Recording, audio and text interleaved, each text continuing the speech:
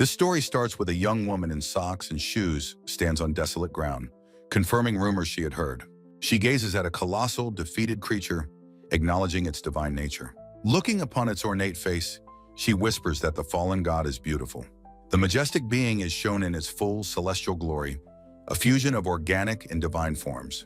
A flashback begins, telling of massive creatures that rose from the sea 30 years prior. The aftermath of their arrival is seen in the skeletal remains of livestock in a dark pen. Within a ruined city, a monstrous organism has completely overgrown a large building. A giant scaled tail with a floral tip drapes over a traditional Japanese castle. It was eventually confirmed that 6 of these strange beings had invaded Japan. Last year, sirens blared as Saitama was declared a danger zone, ordering immediate evacuation. 30 years on, a television special reflects on the future of this changed world. A wall of news reports confirms the government's powerlessness against the creature's spread. The present-day world is bleak. A park is filled with destitute people and littered with trash. Discarded needles on the ground hint at widespread hopelessness and drug use. The story moves to a dilapidated area of Itabashi Ward on March 3rd. The camera pans across the decaying, vine-covered buildings of the abandoned ward. A pair of polished black shoes steps carefully across the cracked and uneven ground. A young researcher, Sachiyuki Tokunaga, patrols the area, equipped with gear and a rifle. A close-up reveals the intricate design of his decorative scarf and its braided cord. Turning back, he explains his decision to be extra cautious on this particular day. His partner complains of hunger, wanting to leave, but Tokunaga holds him back. The partner questions Tokunaga's sudden thoroughness, urging him to hurry up and finish. He then spots a young woman in a cap, Waka, staring intently through a fence. Tokunaga notes with concern that she is motionless and not wearing any protective mask. From a distance, he sees she is trying to peek into the danger zone. He swiftly pulls a long, braided cord from his equipment, preparing to intervene. He believes she is caught in the hypnotic stare of the god inside the zone. His partner expresses doubt that she is suicidal, but Tokunaga is resolved to help. He decides they can worry about her motives later, as she clearly needs help now. With a determined look, he adjusts his glasses, ready to spring into action. He launches himself through the air, swinging on his cord towards the oblivious woman. In a swift motion, he yanks her violently away from the fence, causing her to cry out. She stumbles back from the force of the pull, shouting in surprise. He grabs her hand, dragging her away while warning her not to look at the god. Confused and startled, she questions what is happening as he pulls her along. They are seen running up a set of concrete stairs, escaping the immediate danger. The two figures continue their frantic escape along a raised walkway between buildings. She demands that he wait as they race through the desolate urban landscape. Having stopped, she furiously demands to know who her mysterious rescuer is. Catching his breath, he identifies himself as a researcher studying the so-called gods. Standing apart, she remarks that she would have pegged him for some kind of pervert. He denies being a pervert and presents his official Anti-God Scientific Research Institute ID. She introduces herself as Waka Kamakura, while he confirms his name is Sachiyuki Tokunaga. He asks what she is doing there. She claims she's from Saga looking for a friend's apartment. He is shocked by her story, questioning how she could rent an apartment in Tokyo. He explains the city is now an illegal dumping ground next to a danger zone. He tells her this is no place for a runaway and urges her to go home. She questions the need for a full-face mask just for walking around the area. He demonstrates by shoving a strange, heavy mask down over her head. She panics as the ornate, horned mask gets stuck, while a voice warns of the god's hypnotic gaze. An unseen voice explains the dire consequences of a god's breath, which can make a body burst into water. The voice continues, praising the special mask for being an unbreakable defense against the gods. Waka, sweating and trapped inside the mask, angrily demands to know who is speaking to her. From a distance, Tokunaga challenges the speaker to reveal themselves, but the voice laughingly refuses. Tokunaga turns his attention to Waka, confirming the mask is special and suggesting she keep it on. He then tells her there is something important she must know about her current predicament. The researcher explains that gods are like an unstoppable force of nature, making proximity a death sentence. He concludes with certainty that if her friend is near a god, then she is already dead. Waka coolly acknowledges his point, but states that she is not concerned about the danger.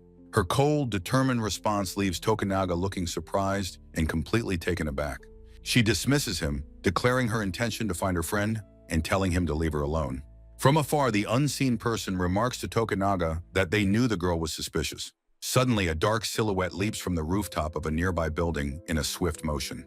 The figure lands with a tremendous impact, cracking the pavement and startling Waka and Tokunaga.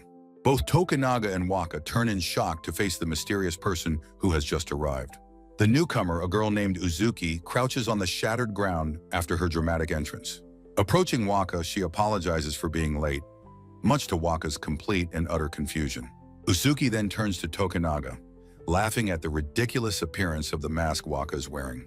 Wary and on guard, Tokunaga demands to know the identity of this strange new girl.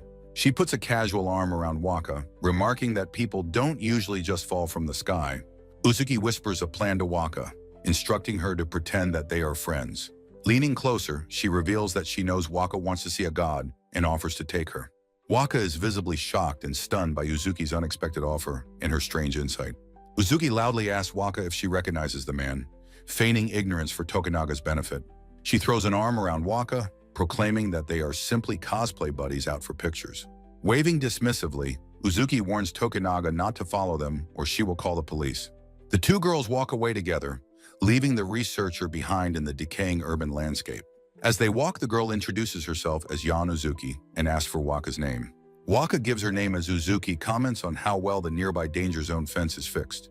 Uzuki admits she overheard the earlier argument and deduced Waka was suicidal, but couldn't get past the fence. She leans in close to share a secret. Not all gods kill people, some of them choose you.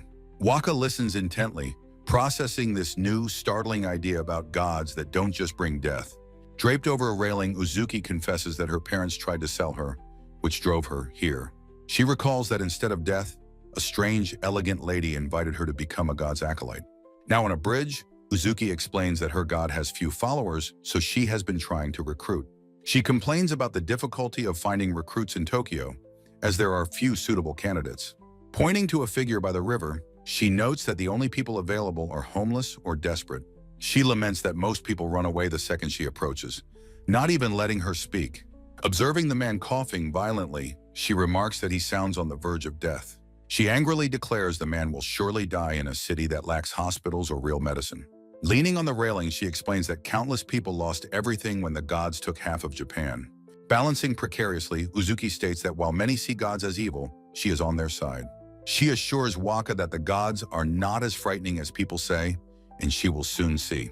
She confirms that the strange rumors about the gods circulating online are, in fact, true.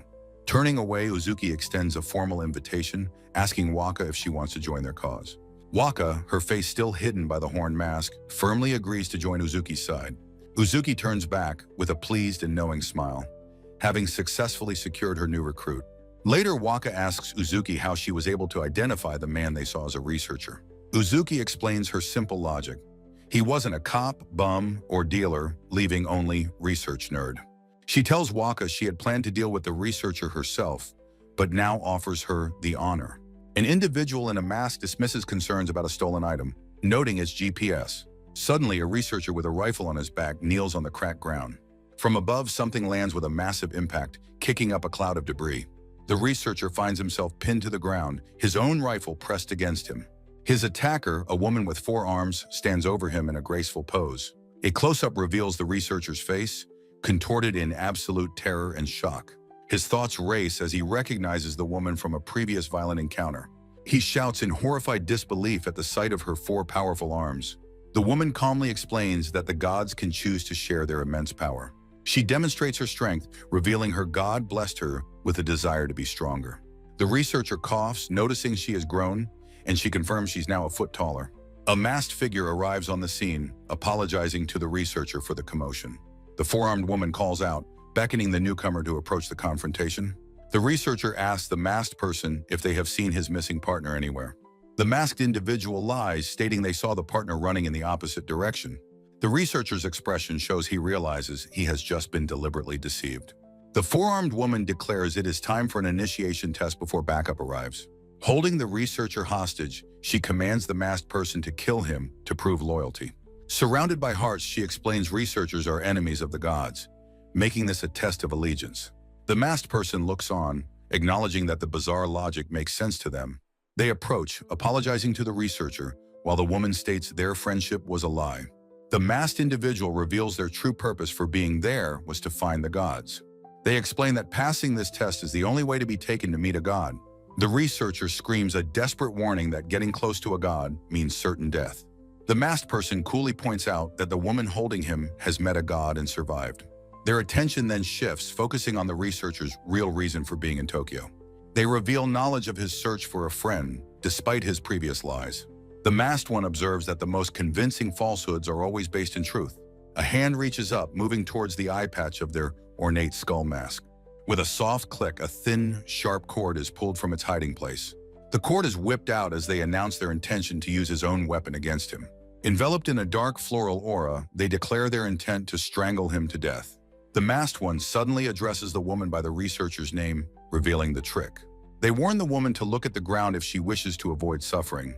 The woman's face is a mask of shock and confusion at the sudden, unexpected betrayal. A foot stomps down hard as the masked individual launches their swift attack. They leap high into the air, brandishing the garrote as they descend on their target. The braided cord wraps tightly around the woman's neck, pulling taut. The masked attacker is on her back, applying a powerful chokehold from behind. Straining with immense power, the four-armed woman snaps the cord with a sickening crack. The masked one is thrown off, slumping to the ground from the force of her escape. The woman lands a brutal punch, sending her attacker flying across the ground. Pinned down, the masked individual chokes and gasps from the force of the blow. The woman's face contorts into a monstrous snarl, her rage now completely unleashed. Her teeth become sharp fangs as she prepares to deliver a finishing blow. Just then, the researcher, now free, raises a handgun and takes aim at the woman. In a flash of fury, she cocks the rifle she holds, ready to fire back. A gunshot rings out as a bullet slams directly into the woman's chest. The researcher rushes to his partner's side, asking if they are okay. Kneeling on the ground, the masked individual confirms that they are all right. A look of horrified realization crosses Waka's face as she questions their alliance. Walking away, Azuma declares he is unaffiliated and came to destroy the gods alone. From the ground, Azuma scoffs at the idea he would aid her in murder. The acolyte reveals her plan was to feign loyalty to get close to her god. Through the mask, a chilling threat is made to torture her for her god's location. With a sneer, she licks her lips, calling the threat of torture hypocritical. A crazed grin spreads across her face as she vows to turn the tables. From above, Azuma fires his rifle, the blast missing as Waka swiftly dodges. Frustration contorts Azuma's face after his shot completely misses its mark. Revealing forearms, she leaps gracefully upon her foes from above. With brutal force, she smashes both of her opponents into the hard ground. A close view reveals the intricate skull mask cracking under the immense pressure. She seizes Azuma's arm, her grip powerful and unyielding. A sickening crack echoes as she brutally twists his arm behind his back. Blood flies as Azuma's face contorts in pure agony from the attack. Grabbing his head, she slams it mercilessly into the pavement below. His head sways back, stunned and disoriented from the vicious blow. A close-up on her eye reveals a cold, triumphant gaze. The sharp sound of cracking fills the air, signaling more destruction. Holding the shattered mask, she taunts Azuma about caving his skull in. She warns not to mess with her, explaining her deceptive weight and strength. From a bench, the other researcher takes aim with a handgun. She casually warns the gunman not to fire, lest he hit his companion. With a cruel smile, she promises to inflict a far worse fate herself. Dragging the unconscious researcher, she begins to survey her surroundings for a weapon. Her eyes scan past steel drums, landing upon a damaged swing set. She examines a long, pointed piece of metal from the broken swing. Using all her strength, she tears a makeshift spear from the playground equipment. Admiring her handiwork, she proudly announces she has fashioned a spear. He watches in horror as she compares them all to abandoned trash. His face contorted in terror, he screams for her to stop. The researcher intervenes, offering to be killed in Azuma's place. A look of slight surprise crosses her face, feigning a lapse in memory. She claims to have gotten carried away, seemingly agreeing to the deal. Through the shattered mask, the researcher's fate hangs in the balance. She praises the researcher's heroic offer, seemingly agreeing to spare Azuma. With a triumphant cry, she betrays her word and impales the researcher. A close view of Azuma's eye reveals his utter shock and horror. A maniacal laugh escapes her as blood spatters from the fatal wound. She stands over the body, mocking Azuma for being too slow to react. His eye registers the cruel taunt about his inability to save his friend. She reflects that in other circumstances, they might have been friends. Her forearms crossed, she looks down upon the fallen researcher's body. A cold expression forms as she declares her only friend is now dead. Waka turns in shock as the researcher asks a question from the ground. Gripping the spear, she begins to recount how her friend met a god. With a sickening sound, she pulls the spear out, revealing the god killed her. She looks on, calmly remarking that the makeshift spear was probably rusty. A flick of her hand dismisses the seemingly fatal head wound. As the mask hits the ground, she asserts the god is to blame. Two high school girls, Azuma and Shion, enjoy hot oden outside a winter convenience store. Azuma playfully offers a bite of her food to a blushing Shion. While Shion longs for summer, Azuma savors the simple pleasure of their winter snack. A brilliant idea strikes Azuma: an overnight trip to Okinawa for their last summer. Shion's face beams with pure delight at her friend's suggestion. Her bright smile quickly fades, replaced by a look of hesitation. She explains she can't leave her grandparents, but Azuma tries to reassure her. Shion recounts her mother's chilling words, equating neglect with murder. In a comforting gesture, Azuma reaches out and takes Shion's hand. She gives a firm tug on her friend's bandaged arm, emphasizing her point. Azuma declares with fury that no one should have to live under such pressure. She promises that after graduation, they will escape together to find happiness. Filled with renewed hope, the two friends joyfully run off into the night. Their footsteps echo on the pavement as they leave the store behind. A somber question about whether a murderer can find happiness lingers in the air. Later in class, male students gossip about the supposed beauty of the gods. Sean reads online posts from a survivor who called meeting a god blissful. She privately wonders if a truly happy death would be so bad. An image of a trash-filled, derelict room reflects a state of inner decay. With her arm in a sling, she dismisses her dark thoughts out loud. A chain-link fence topped with barbed wire marks a forbidden danger zone. Cheyenne stares through the rusted barrier with a look of grim resolve. She finds a gap in the fence and slips through into the off-limits area. The incessant chirping of a cicada marks the sweltering heat of the day. Azuma scrolls through a series of unanswered texts, realizing Cheyenne has disappeared. While checking her phone, she overhears a news report about rising disappearances. The broadcast shows security footage of a girl entering the danger zone. A friend texts Azuma a link connecting the girl on TV to a suicide stream. Azuma looks from her phone to the television, her face a mask of horror. Her friend's frantic text confirms her worst fear. The girl on TV is Cheyenne. Azuma's focus narrows as the terrible realization sinks in. A voiceover laments how everyone romanticized a painless death by a god. They repeated the lie that the sight of a god brought ultimate happiness. This continued until Cheyenne tragically came to believe them, sealing her fate. In a dark void, monstrous tentacles erupt from Azuma's back in pure anguish. She vows that both the gods and their human followers will pay dearly. Azuma confronts Waka, blaming people like her for leading Cheyenne astray. Waka grabs Azuma's hair, dismissing her motivations for wanting to meet a god. She menacingly promises that Azuma won't have to worry for much longer. Azuma's face is obscured by her hair as she braces for what is to come. In a surreal space, Azuma holds Waka's face, asking what she sees in her eyes. A close-up reveals Azuma's eye contains a strange, glowing triangular pupil. Waka stares back, her face a mask of absolute shock and terror. Azuma pulls Waka into an embrace, revealing she needed her to break a mask. She admits that even with all her power, she couldn't crack it on her own. A knife slips from Waka's hand as the strange shell begins to dissolve. With a flick of her wrist, Azuma calmly picks up the fallen blade. The mask-like substance melts away, revealing Waka's true muscular form. Waka looks up, dazed and utterly bewildered by her sudden transformation. Azuma stands over the kneeling Waka, gently touching the knife to her head. Waka holds a knife to the blonde woman's mouth, who dazedly wonders what is happening. The blonde woman's mind is a chaotic mess of nihilistic thoughts, her eyes wide. Despite the blade, she internally feels a profound and surreal sense of peace. From behind her, Waka announces her intention to begin the promised torture. The blonde woman's eyes remain wide but calm. She is not afraid. Waka holds her captive in a prayer-like pose, explaining the scars will ensure obedience. Looking up, the blonde woman questions why she feels no pain from the threat. With a chilling smile, Waka promises the pain will return once she looks away. A hand suddenly grabs Waka's arm with force, interrupting the sadistic ritual. Tokunaga pulls Waka away from her victim, shouting at her to stop immediately. He angrily confronts her, questioning her ability to heal wounds and hypnotize people. Tokunaga demands to know how she possesses the same terrifying powers as a god. Surrounded by ethereal energy, he repeats his desperate question about her godlike abilities. The blonde woman, now free, kneels on the floor, bleeding and weakly questioning why.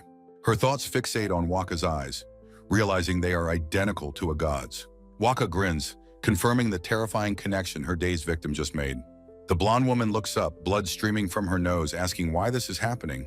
Elsewhere, a young woman named Cheyenne scrolls through Pandora's Pathos on her phone. Her finger hovers over the play button of a live stream titled Going to Meet God. The stream's host narrates his journey into the newly designated Saitama Danger Zone. He spots a lone high school girl standing near a broken chain-link fence. Shine watches the screen, her expression somber and distant as the stream continues. The streamer decides to follow the girl as she crawls into the restricted area. He notes that he has been walking for 40 minutes through the desolate landscape. While walking, he observes the unnaturally tall grass and the strange pink sky. The girl stands before a ruined cityscape as the streamer claims to see a god. He insists to his viewers that a massive unseen god is right there. The high school girl is suddenly lifted into the air by an invisible force. She floats high above the ground, suspended against the cloudy sky as viewers comment. Her body then violently disintegrates into a splash of liquid against the sky. The streamer panics, exclaiming that the unseen entity is now coming towards him. Viewers in the chat confirm the girl turned into water, not blood.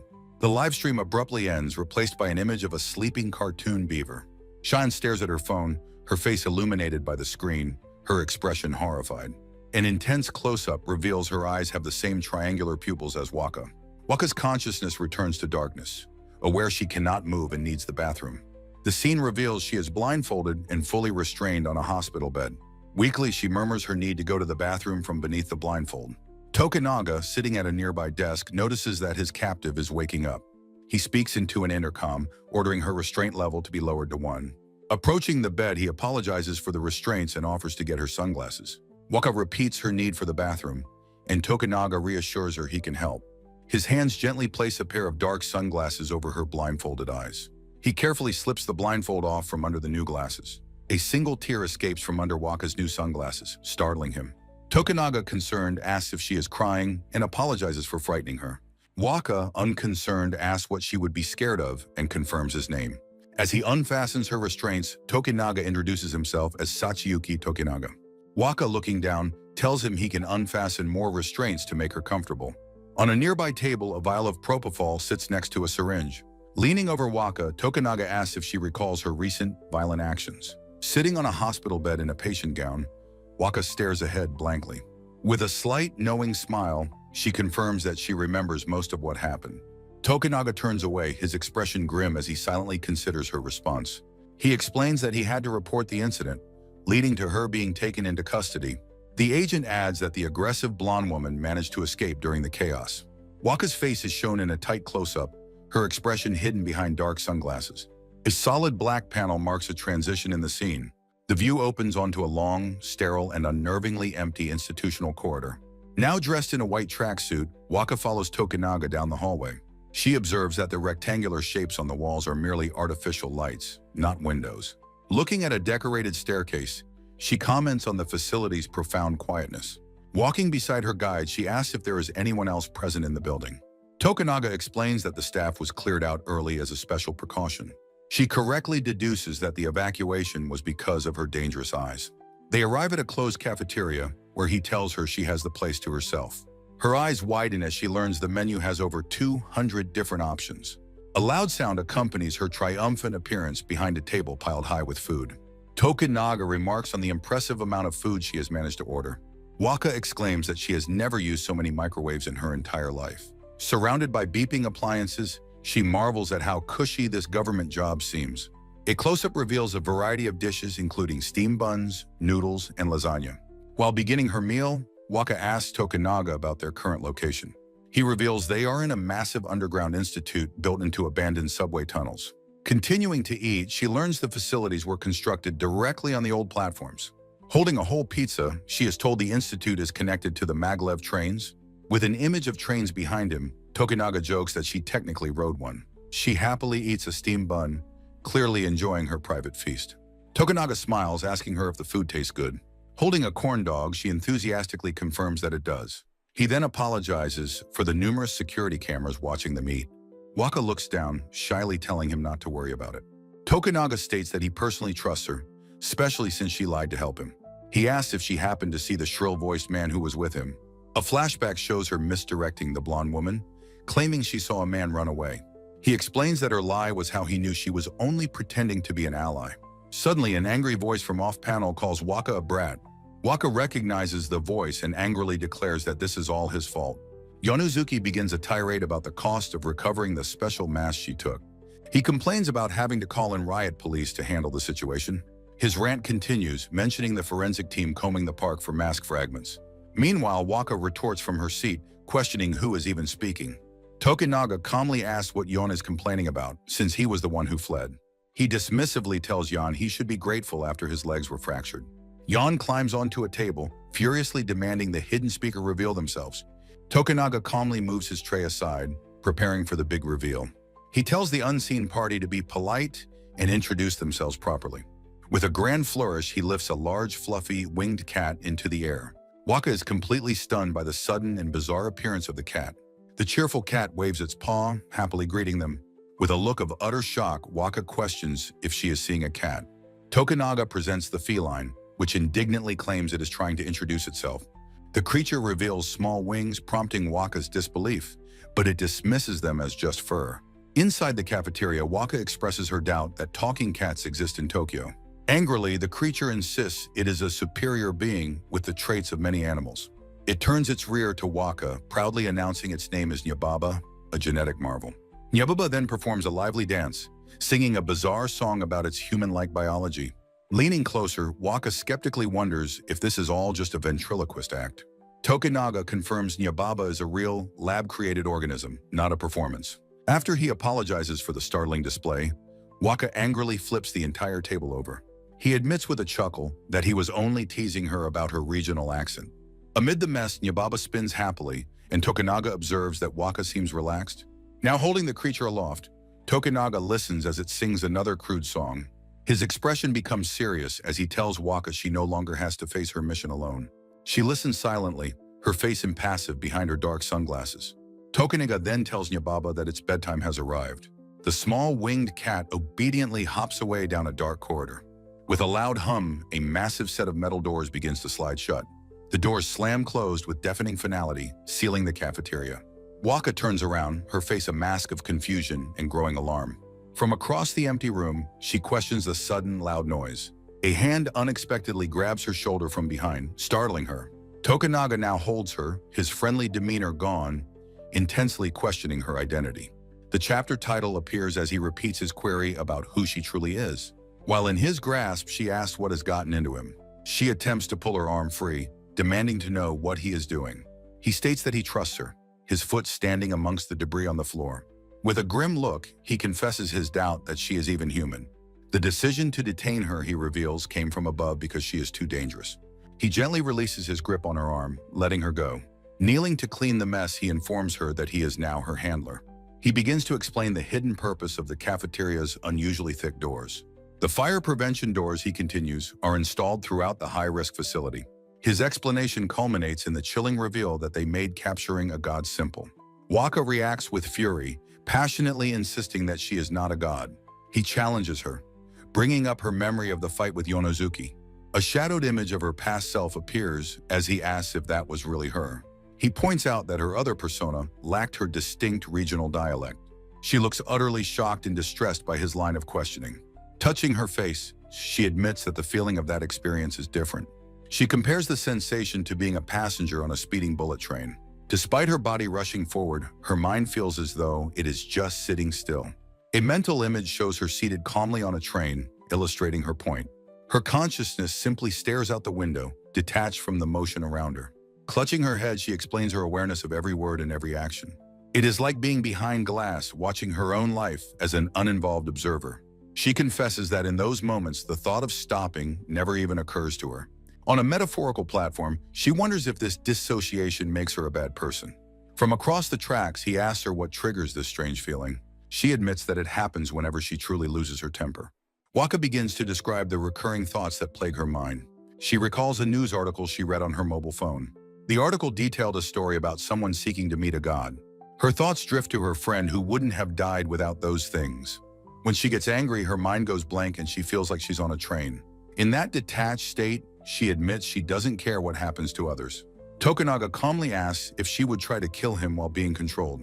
Horrified, Waka screams that she would never do something like that. He then reminds her that they are being watched by security cameras. He warns that the observers wouldn't act if she threatened his life. He suggests she could use her powers to hypnotize and torture him. The Institute, he says, values her as a specimen above all else. She angrily tells him to stop messing with her, repeating her refusal. He counters that the god would kill her on a whim anyway. He morbidly recommends putting his body in the cafeteria's glass-doored fridge. He recalls carrying a corpse before, noting how heavy the dead can feel. Waka stares at him, her face a mask of pure, unnerved horror. He speculates that a subspecies of god like her would be strong. She states she'd prefer not to carry him for her own mental well-being. Agreeing, he adds he'd rather not carry her either, having tested anesthesia. His final chilling threat is that he'd hate to see her on his autopsy table. Pushed too far, she screams at him, questioning who says such creepy things. He apologizes for unsettling her, standing amidst the empty cafeteria tables. Waka looks down as he begins to shift the blame for her situation. He claims the one responsible is the god living inside her eyes. His words trigger a dark and painful memory from her past. A tear slips from her eye as she begins to speak her truth.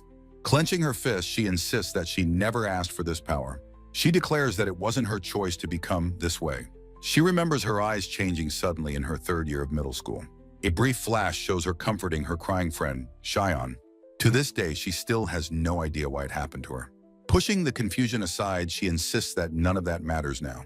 Her one burning desire is to kill the bastard who took Shion away. She furiously asks if he expects her to waste her life here. With fangs bared, she declares she will be the one to kill that god. Hearing her fierce declaration, Tokunaga's intense demeanor finally breaks. He stands up from the table, the tension leaving his body. Wiping his mouth, he lets out a long, audible sigh of relief. He then bows deeply to a confused Waka, offering a sincere apology. Looking up, he reveals that his entire unsettling performance was just an act. Waka is stunned, questioning what he means by his sudden confession. He explains it was a show for the people behind the cameras. He calmly invites her to sit, assuring the blast doors will open soon. Emotionally drained, Waka begins to slump forward onto the table. Her body continues to fall, limp from the sudden release of tension. She lies completely collapsed on the table as Tokunaga sits nearby. He asks if she regrets her past actions against Yonezuki. From her defeated position, she quietly confirms that she does regret it. His hand comes into view, offering help now that her test is over. In the quiet cafeteria, Tokunaga offers to help Waka control her violent side. He expresses that no one should have to live with such consuming rage. Waka, her unique eye filled with doubt, quietly asks if he can really help. Pouring a drink, Tokunaga reassures her that everyone at the institute wants to support her. As long as she confronts her inner fear, he explains, she can be saved. A steaming cup sits on the table as he promises she will one day find safety. Waka thoughtfully sips from her cup, considering his words behind her dark glasses. She lowers the cup, her expression unreadable, as she quietly contemplates the offer. Tokunaga correctly deduces her motive is to slay the gods for tempting her friend. He leans forward, preparing to challenge her assumption about her friend's death. With a serious expression, he argues that the temptation of suicide exists without gods. Waka listens intently, her distinct triangular pupil visible through her sunglasses lens. Using the analogy of a drowning rat, he explains how stress can make death seem appealing. Against a backdrop of monstrous forms, he asks if her friend would have chosen death anyway. A memory shows her friend, Shion, walking away alone into darkness, looking defeated. Back in the cafeteria, Tokunaga poses the difficult question of what she would have done. The memory of Shion shows her covered in bandages, smiling sadly through her pain. In another memory, a happy Shion clutches food, a brief moment of joy. Shion is shown at her school desk, a peaceful expression on her face. A painful memory shows Shion curled up in despair before a boarded-up door. He reflects with sadness that he has seen this kind of suffering all too often. Tokunaga expresses his belief that the real problem is too many people are suffering alone. Waka looks up, her face a mixture of surprise and dawning understanding. He assures her that despite everything, her actions prove her heart is good. He calls her one of the most caring people he has ever met. Waka bows her head as he concludes there were two causes for her friend's death. He reveals the Institute's mission to eradicate the gods and invites her to join. Overcome with emotion, Waka breaks down, tears streaming down her face. Standing outside the closed cafeteria, Tokunaga hears her muffled agreement to his offer. The scene transitions to a complex, seemingly endless network of dark, twisting pipes. In a dark, sterile hallway, a single set of double doors stands illuminated. Inside a dark room, a computer desk with its monitor lit sits empty. A viscous black liquid drips onto the floor from a monstrous clawed limb. A horrifying one-eyed creature holds Waka's limp body, asking about her fate. The setting shifts to a TV special commemorating years since the IPOs appeared. A news anchor explains how scientific opinion shifted from dismissing IPOs as hallucinations. A graphic shows that many religious and academic groups initially denied the creatures were gods. A segment on local opinions shows people calling the term gods blasphemous. However, those who witnessed the beings firsthand held the opposite reverent opinion. These new believers from all walks of life all attested to having seen a god. A panelist explains that despite overseas backlash, every witness called the creatures gods. The host brings up the common argument about the lack of photographic evidence. A religious scholar, Kamo Negi, theorizes this is due to a prohibition of idolatry. Negi passionately argues it's natural for gods to prevent copies of their likenesses. The host remarks that he still finds her theory to be a novel one. Another panelist suggests Negi's theory is just pandering to avoid religious conflict. A different panelist states she is not interested in such nonsense and wants scientific proof. The host concludes that Negi's theories led to the official term, idolatry-prohibited organisms. The story shifts to Tokunaga gently applying an ointment to a woman's long braid. In a medical room, a cat leaps exuberantly, announcing it's time for Waka's physical. The subject of the examination complains about the heavy, stuffy blindfold she's been forced to wear. A talking cat teases her about her recent large meal when she expresses concern over her weight. The man wearing the box-like blindfold offers a guiding stick to the young woman, Waka. Taking the stick, the cat announces that it will now lead her through the medical exams. The examination proceeds to a blood drawing, with a tourniquet tied tightly around her upper arm. As the needle is inserted, the cat watches with an expression of dawning surprise.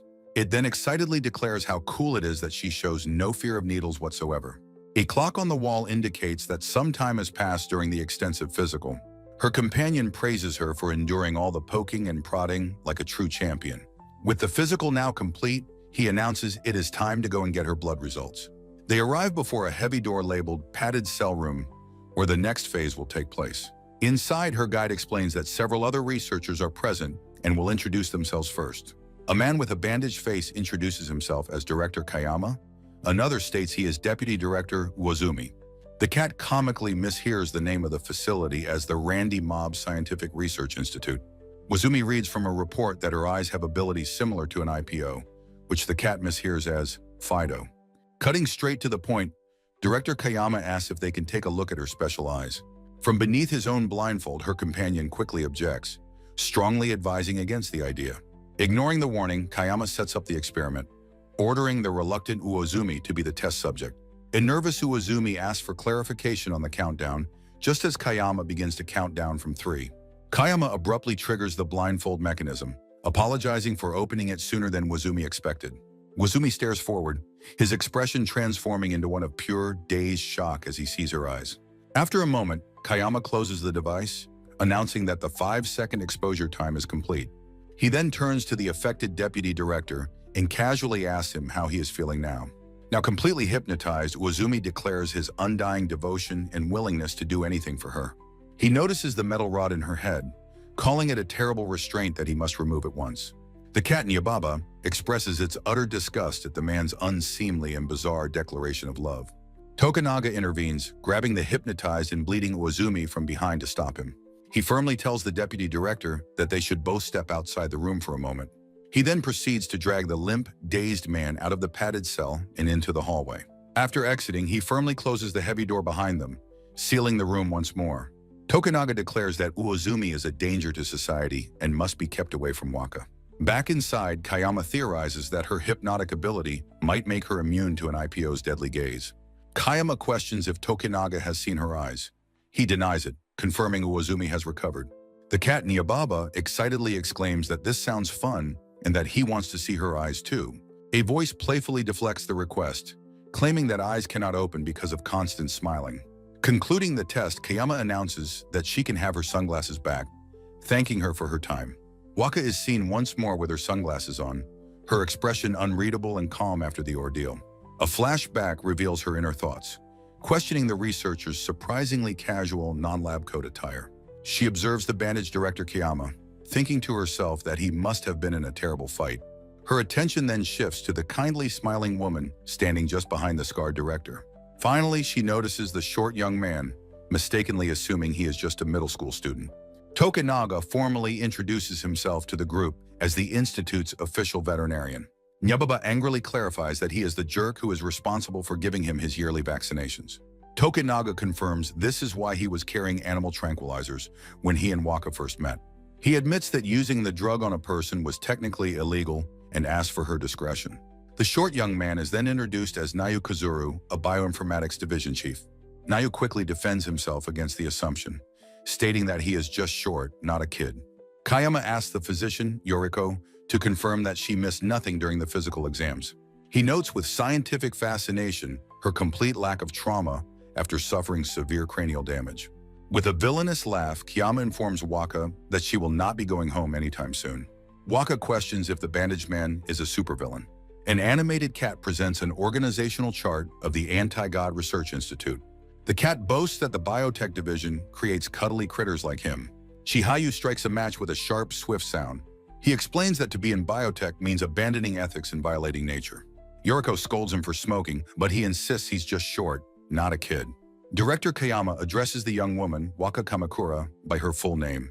He declares that regardless of her nature, they only want one thing from her. With a flash of a symbolic dragon, he reveals they want her to slay the gods. Tokunaga immediately objects, shouting that this isn't what they had discussed. He argues she is just a child who barely understands the monstrous IPOs. He vividly recalls the horrific sight of an iron rod piercing her skull. Shihayu coldly states that it's Tokunaga's fault for bringing her there. Tokunaga is left speechless and defeated by their callousness. Yoriko admits she agrees with him, but that they are powerless to intervene. Kayama mentions the discovery of a million-year-old sample.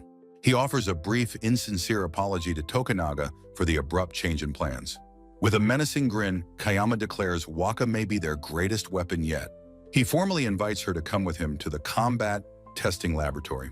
Tokunaga screams in utter disbelief, calling the decision insane. He expresses shock at the existence of a combat lab trying to stop Waka. Yoriko holds up a syringe, calmly trying to get Tokunaga's attention. She places a reassuring hand on his shoulder in an attempt to pacify him. She gently instructs the panicked young man to take a deep breath.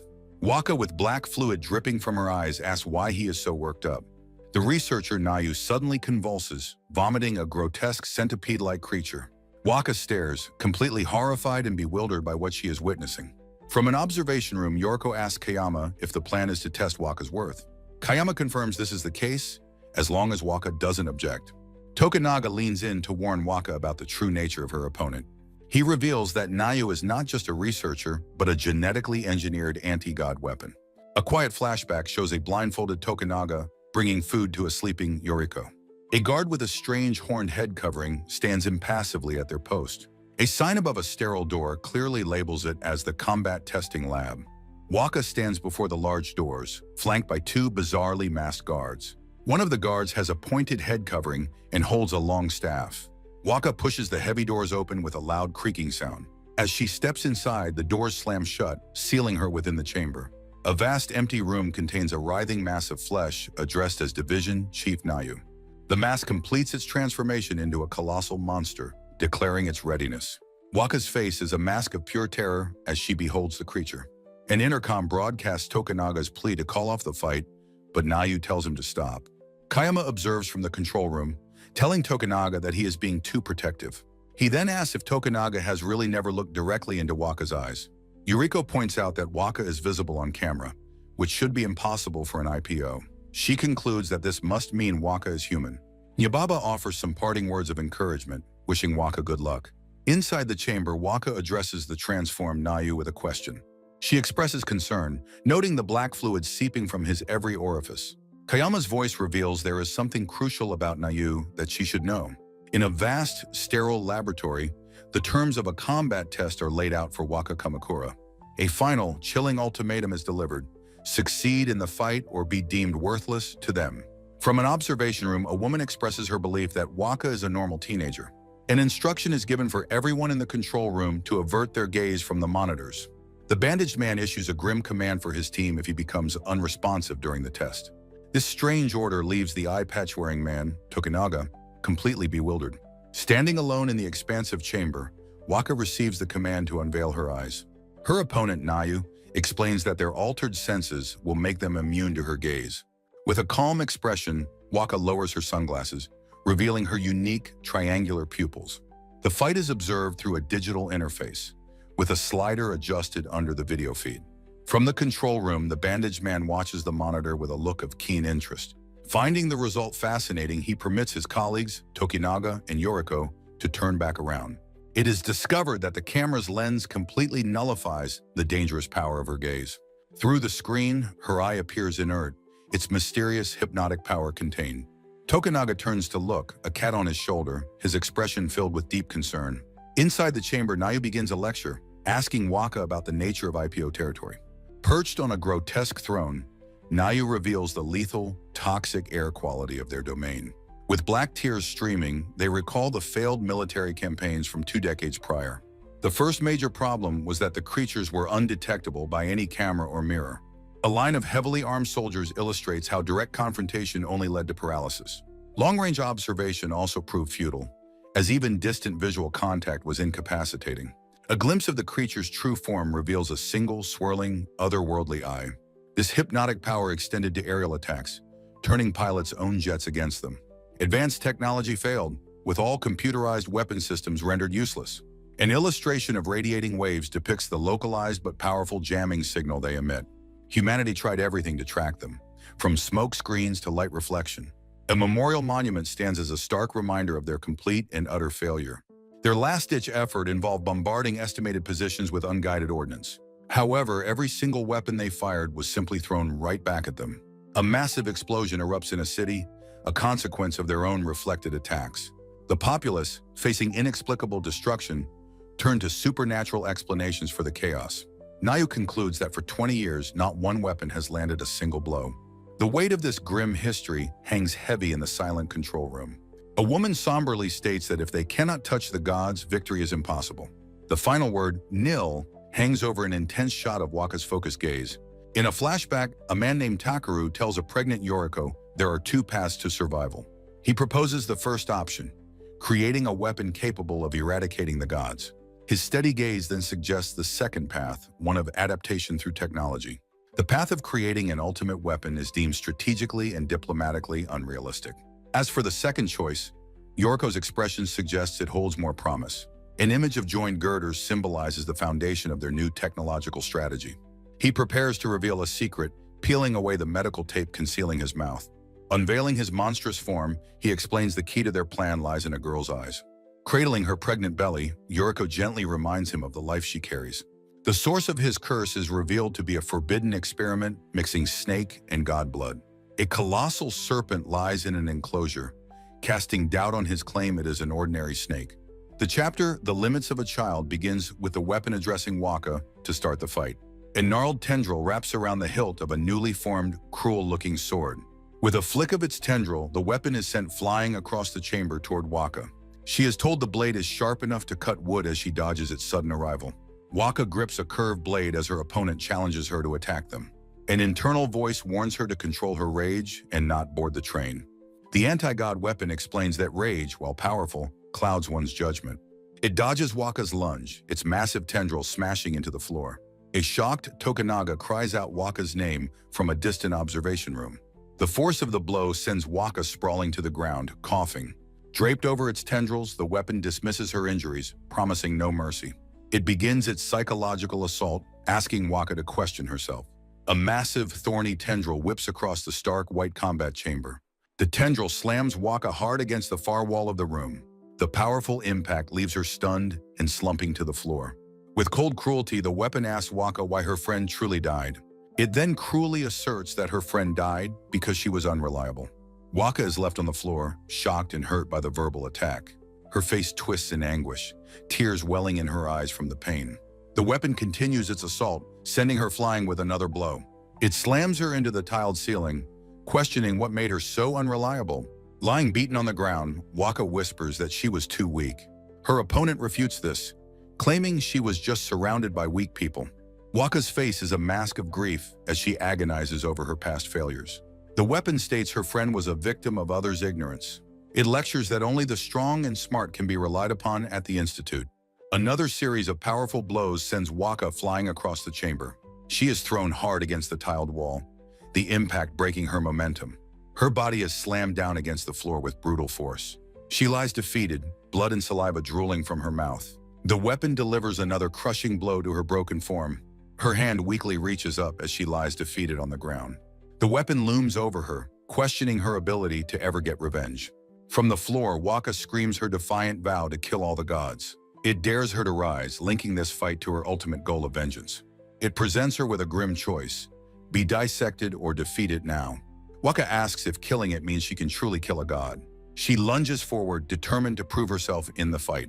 The weapon effortlessly dodges, sending her flying with a counterattack. It taunts her for being too slow, telling her she must be smarter. In the observation room, the female researcher worries the test is too brutal. The observers wonder about Tokunaga's sudden and unexplained absence. Outside the combat lab, two oddly masked guards stand watch with staves. Tokunaga remembers that the guards' masks are designed to block their vision.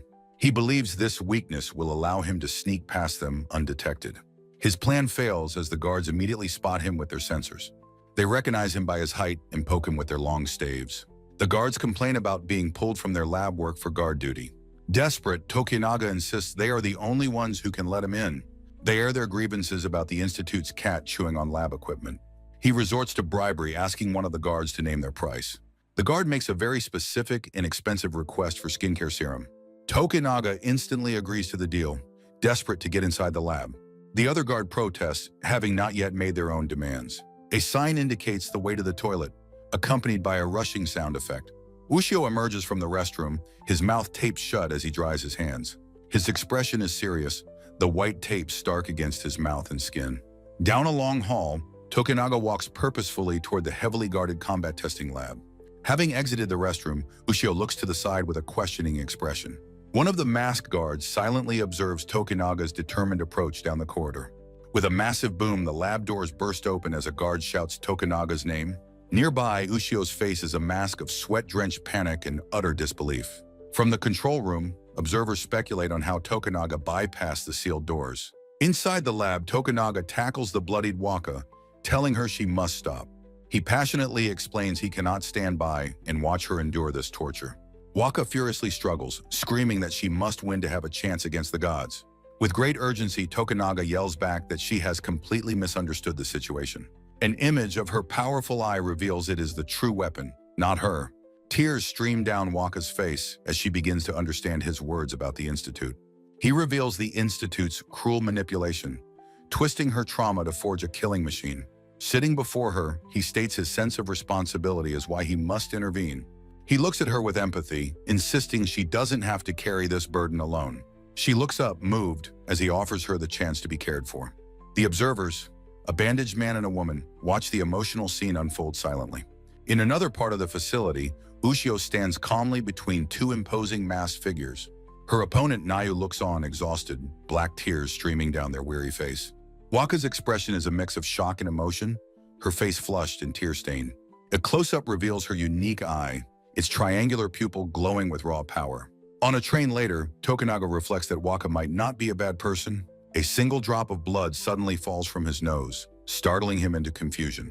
Waka bursts into the restroom, shouting her concern over his unexpected nosebleed. Behind him, a transformed entity tells him to leave and patch himself up. Nayu lets out a deep sigh, their shoulders slumped in utter exhaustion from the fight. Their expression shifts to one of shock as the black tears continue to flow. A grotesque yet ornate growth erupts from Waka's face as she questions the transformation. The strange organic tendrils begin to snake their way around her entire body. Fully enveloped, she clasps her hands to her chest with grim, silent resolve. Her expression is now determined, the tendrils framing her face as chapter begins. Tokunaga looks up at the transformed figure, questioning if it is truly Waka. She gently pats his head in a surprisingly calm and reassuring gesture. With the tendrils wrapped around her, she tells him to go find safety. As she walks away, Tokunaga notices with a blush that her accent is gone. In the combat lab, her hand grips the hilt of a newly formed blade. The tendrils have now formed a massive scythe, which she holds at the ready. Facing the exhausted Nayu, she addresses them by name, ready to resume their fight. She declares that it is time for them to get back to business. She explains her need to repay Nayu for the blood spilled from Tokunaga's nose. A close-up shows her licking her lips with a wide, predatory, and eager smile. The chapter titled Good News appears over a nighttime scene of a scooter. Outside the lab, Tokunaga's colleagues express their concern over his reported nosebleed. Tokunaga frantically pleads with Minami, insisting he must listen and stop Waka's fight. From the side, the silent Ushio watches the unfolding drama, his mouth taped shut. His horned colleague dismisses his pleas, but he insists they do not understand the situation. He reveals with chilling certainty that the person he was just with was not Waka. Atop a mass of dark tendrils, Nayu points accusingly at Waka, sensing her transformation. Waka, a grotesque growth on her face, coolly suggests she's just feeling fired up. From a control room, security monitors show a close-up of Waka's determined face. An observer notes Waka's body is flushed but sees no change in her physical shape. Another researcher wonders if it's an allergic reaction, questioning what happened with Tokunaga. A view of the monitor reveals the cameras only captured Waka from behind at that moment. The bandaged official grimly comments that their time limit is rapidly approaching. Waka taunts the heavily panting Nayu, observing that they seem to be running out of air. A close-up shows Nayu breathing hard, black fluid streaming from their mouth and eyes. Waka confidently walks forward, voicing her opinion that Nayu is merely a prototype. From across the lab, she asserts that Nayu lacks the stamina to control their power. Her intense triangular pupilled eyes narrow as she questions Nayu's combat experience. In response, Nayu's own black, void-like eyes narrow with grim focus. In a surreal dark space, Waka menacingly hovers before the seated Nayu. Nayu looks up in shock as Waka begins her ferocious assault. The first strike, a massive blade of tendrils, slams violently into the wall. With animalistic fury, Waka bites down on the hilt of her monstrous weapon. She spins, launching her whip-like tendrils to ensnare the unprepared Nayu. Her monstrous appendage lifts Nayu high into the air, completely helpless. Nayu reaches out in vain as they are swung around by Waka's power. Waka's eyes gleam with a predatory focus as she prepares to finish the attack. With incredible force, she brings Nayu's form crashing down toward the floor. The attack connects with impossible speed, a blur of motion and power. Nayu's monstrous body slams into the gritted ground with a devastating impact. In the control room, an observer worries Waka was killed, but another expresses doubt. Waka is then seen gracefully dodging a powerful strike from Nayu's tendrils. Another of Nayu's attacks misses completely, crashing into the empty floor. She effortlessly evades a third rapid strike from the increasingly desperate Nayu.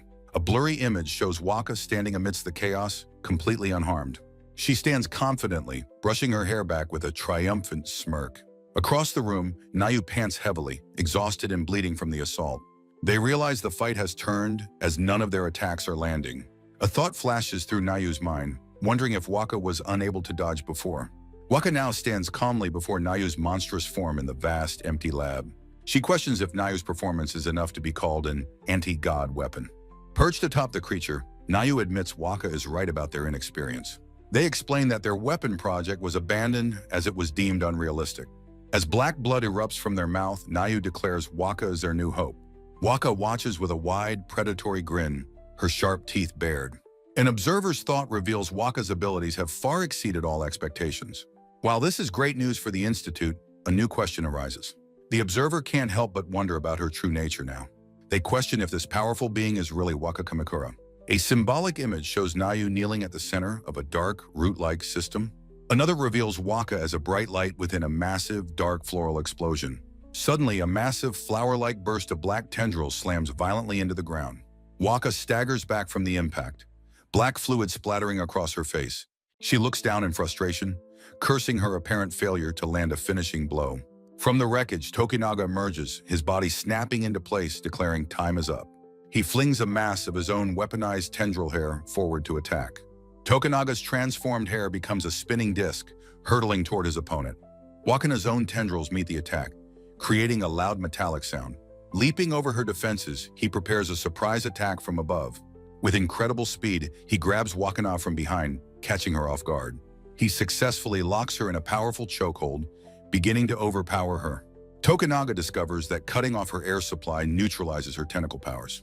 As she struggles, Wakana attempts to gouge his eyes and rip his ears. He declares his intent to pin her arms and end her resistance. Mocking her human frailty, he tightens his grip as she gasps for air. He leans in close, taunting her about her limited lung capacity. In a shocking move, he forcefully kisses her, stunning her into inaction. The bandaged Obikawa and a small winged cat react with bewilderment. On the ground, the two fighters continue to flail in a desperate struggle. Their bodies thrash violently across the blood-stained floor. Wakana's movements begin to slow as she loses consciousness. With a final exhalation, her body goes completely limp in his arms. Their superior, Obikawa, quietly questions if Tokunaga has been defeated.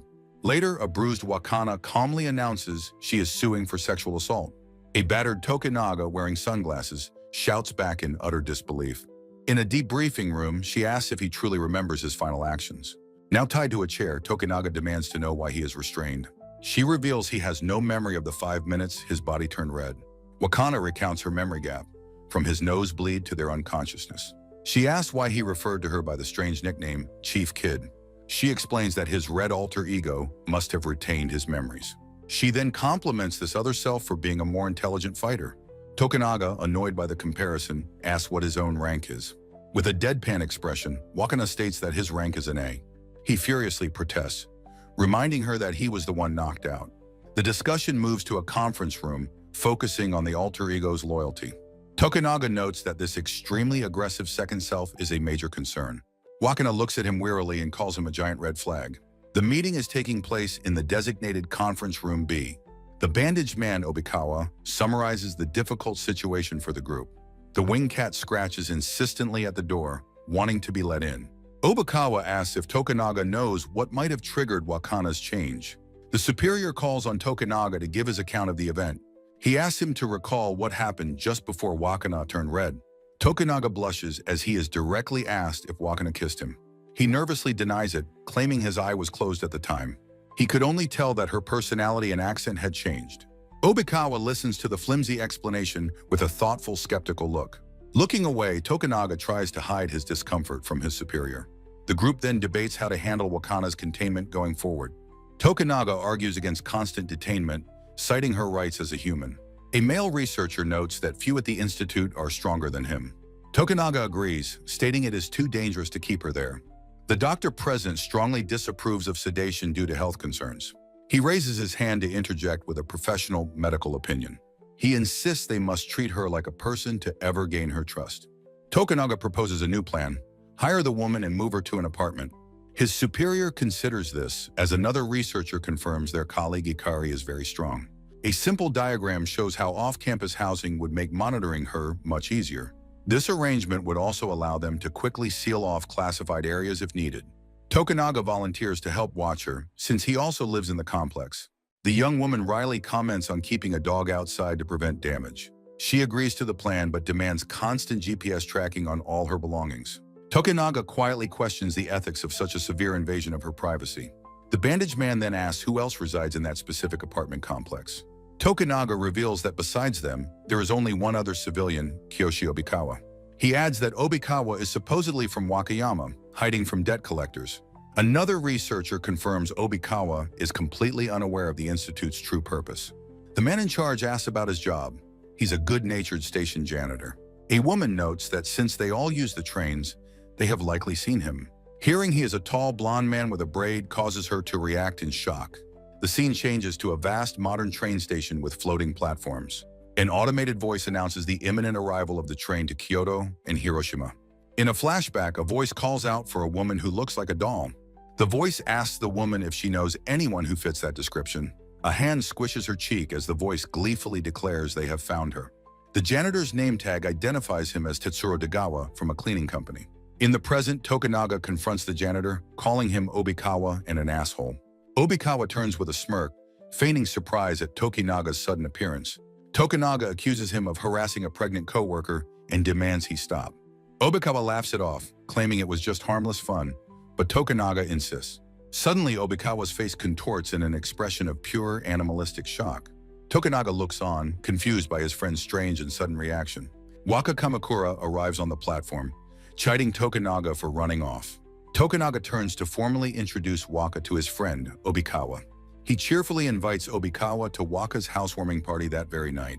Another colleague protests, yelling that inviting a womanizer puts Waka in danger. Waka smiles politely, introducing herself to Obikawa and offering a greeting. As they walk together, Obikawa suddenly stops and slides away from Waka. He shuffles backward, bumping into the person behind him in his haste. Tokunaga, concerned, looks over and asks Obikawa what is wrong with him. Obikawa's eyes are wide with terror, sweat beading on his forehead. From his perspective, Waka is surrounded by a terrifying, monstrous aura. Later, the group walks together, their faces a mix of different expressions. Waka tugs at the bandages on her face, seeming to adjust them. Obikawa pulls his own face, covering up higher, concealing his expression. Sachiyuki squeezes the shoulder of the person next to him with excitement. He then enthusiastically dashes towards the grocery store, ready for sukiyaki. Kiyoshi remarks on how Sachiyuki's mood improved at the mention of food. He speculates that his own bandaged appearance might have initially seemed threatening. Tokunaga disagrees, noting that Sachiyuki is almost always a goofy person. He warns them that Tokyo is more dangerous at night with a madwoman loose. He continues, mentioning rumors he heard while volunteering at a local soup kitchen. He reveals there has been a recent spike in missing persons cases. Waka listens with a serious expression, questioning the validity of the rumor. Kiyoshi asks what the police are doing to address the growing problem. With a cynical gaze, Tokunaga declares the city a dump that the police ignore. He likens the authorities to people who only care about superficial presentation, not real issues. Obikawa sternly rebukes him, insisting he not speak of human lives as if they're trash. Scoffing, Tokunaga sarcastically suggests inviting sick people to their party if everyone is equal. Waka looks on, completely bewildered by the sudden hostility erupting between her companions. Walking along the corridor, she wonders why they are fighting right before her party. A close-up reveals her dismay over the argument spoiling the mood of her celebration. Obikawa then admits that, unlike Tokunaga, he can be a little idealistic. He firmly asks for a promise that Tokunaga will stop devaluing people with his words. A tense, silent profile of Tokunaga shows his reaction to Obikawa's earnest demand. They continue walking down the dimly lit path, the argument still hanging in the air. Obikawa suddenly stops in his tracks, bringing the small group to a halt. The others pause behind him, the tension of their unresolved conflict still palpable. Tokunaga bumps into him from behind, prompting a complaint from the startled Obikawa. With a smirk, Tokunaga mockingly claims he is rewinding on Obikawa's prior instruction. Their disagreement escalates into a childish shoving match as they continue their walk. Waka shouts in frustration, calling Obikawa's nonsensical tantrum pathetic and ridiculous. An establishing shot captures the city skyline beneath a vast, starry night sky. The tense mood finally breaks as Sachiyuki begins singing a happy tune about sukiyaki. Kiyoshi joins in the lighthearted moment, agreeing with his friend's cheerful sentiment. At an apartment door, Kiyoshi rings the bell, announcing their arrival to someone named Ikari. An elderly woman, Ikari, warmly welcomes them, flanked by her two distinct cats. Kiyoshi introduces Waka as their new neighbor, while Sachiyuki bluntly comments on Ikari's age. Ikari kindly compliments Waka on her lovely voice, expressing her genuine pleasure. The two cats, a fluffy tabby named Iriko and a hairless sphinx named Mon, are introduced. Obikawa quietly explains to Waka that the cats are service animals for Ikari. Inside the apartment, fresh ingredients for sukiyaki are laid out on a kitchen counter. Obikawa shares his secret for a flavorful broth, which involves using caramel sugar. The finished pot of sukiyaki steams invitingly, ready for the group to enjoy. Everyone gathers around the table, beginning their meal in the cozy apartment. Sachiyuki declares the food is shockingly delicious, the greatest surprise of his life. He then prepares himself an extravagant dipping sauce containing 3 whole egg yolks. Slurping the broth, he says it's the #1 liquid he would want to drown in. He continues his over-the-top praise, wishing he could be the rice in the savory broth. He once again drinks straight from his bowl, completely engrossed in the delicious meal. With a look of pure joy, Sachiyuki shouts how grateful he is to have a tongue. Obikawa laughs and playfully tells his friend to stop being so dramatic all the time. Waka listens to their banter, a quiet laugh escaping her lips as she watches them. The mood shifts as a news report on TV discusses land purification in China. Ikari wistfully notes how lucky other countries are for their plague gods to leave. Obikawa grimly analyzes the situation, suggesting it could lead to another world war. Kiyoshi starts a scientific explanation, but Sachiyuki quickly cuts him off. Changing the channel, he insists that dinner time is reserved for simple-minded talk only.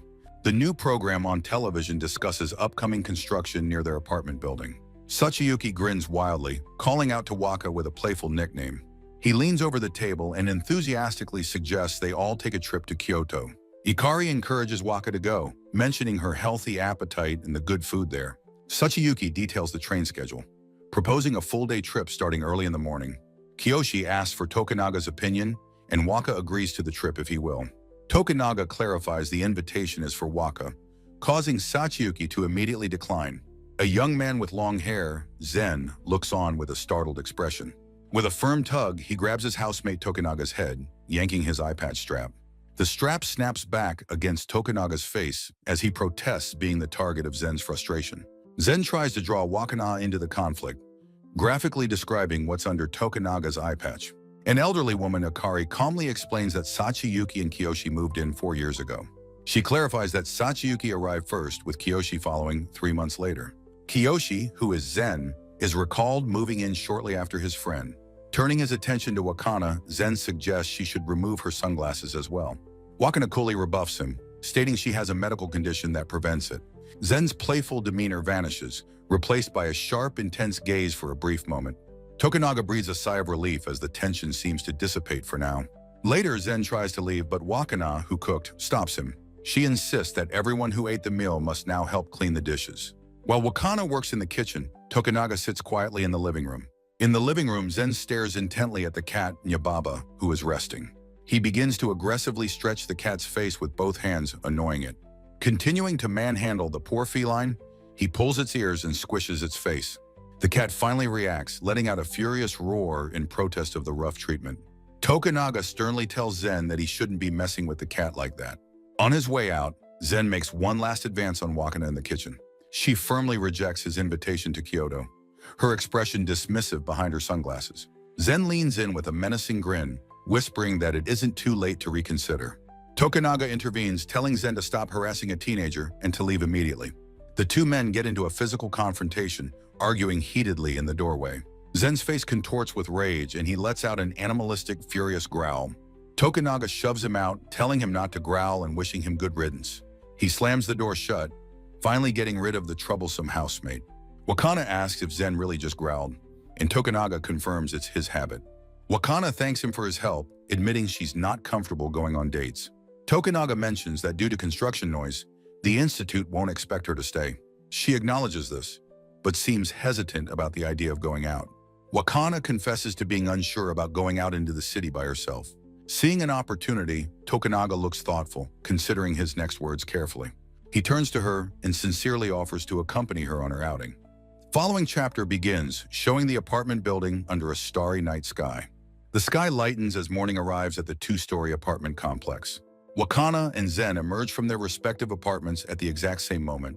Wakana looks over towards Zen's apartment door, slightly surprised by the coincidence. Zen grins, playfully asking if she decided to take him up on his offer. Standing on the walkway, she informs him that she's going out with Tokunaga instead. Just then, Tokunaga opens his door as Zen teases him about the date. The three greet each other on the apartment building's outdoor corridor. Wakana leans over the railing, a cheerful expression on her face. Zen smiles mischievously, announcing he has the perfect thing for their little date. Wakana looks back at him, confused by his sudden and strange declaration. Zen has forcibly pulled a garish, neon banana print shirt over Tokunaga's clothes. Wakana stares at the scene, her mouth agape in utter disbelief at the sight. Waving goodbye, Zen departs for a net cafe, leaving Tokunaga in the ridiculous shirt. She questions whether he's really going to wear that goofy shirt on a date. Tokunaga then cheerfully announces they're heading to the Institute to meet others. Wakana expresses her confusion, believing their outing was meant to be a private date.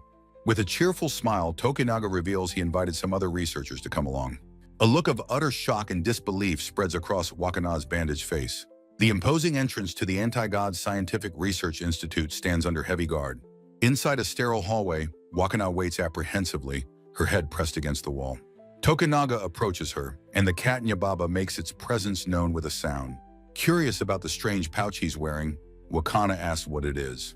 He sarcastically expresses his delight that his banana print shirt is so well received. The cat's purpose is explained. Its sense of smell detects if her sunglasses are removed. Greeting the approaching group, Tokunaga declares Nyababa will serve as his left eye. 3 new figures, a man in a bomber jacket, a woman, and a silent man, walk toward them. Wakana internally expresses surprise, having expected the Institute's high-ranking leadership. Her friend explains that the Institute's bosses are far too busy for casual trips. Tokunaga prepares to formally introduce the staffers joining their excursion to Kyoto. A stylish woman, Motoka Ushio, introduces herself, reminding him he owes her cosmetics. The man in the jacket, Izuki Ugisu, also confirms he was bribed for his attendance. Wakana suddenly realizes with a start that these are the guards from the combat lab. The final member, Akio Minami, is introduced. Tape over his mouth prevents him from speaking. It is revealed that these 3 individuals will be acting as their bodyguards. The word bodyguards hangs in the air, leaving Wakana questioning the situation. Ushio clarifies they are there to protect them from threats like the four-armed woman. She then adds the chilling alternative. They are also there to protect civilians from Wakana. An intense close-up reveals Wakana's eye, with its unnatural, glowing triangular pupil. Remembering his instructions, Tokunaga explains he has a self-defense item for her. He presents a metal hoop which Nyababa immediately chomps on, much to Wakana's confusion. Tokunaga clarifies it's a bracelet and urges the no-form group toward the station. The camera pans up a sign for the magnetic levitation train platform. A public notice informs passengers that the maglev trains are temporarily out of service. On the stark, futuristic floating platform, the group waits for their train to arrive. Looking at the cityscape, Ugisu comments on the unexpected warmth of Tokyo.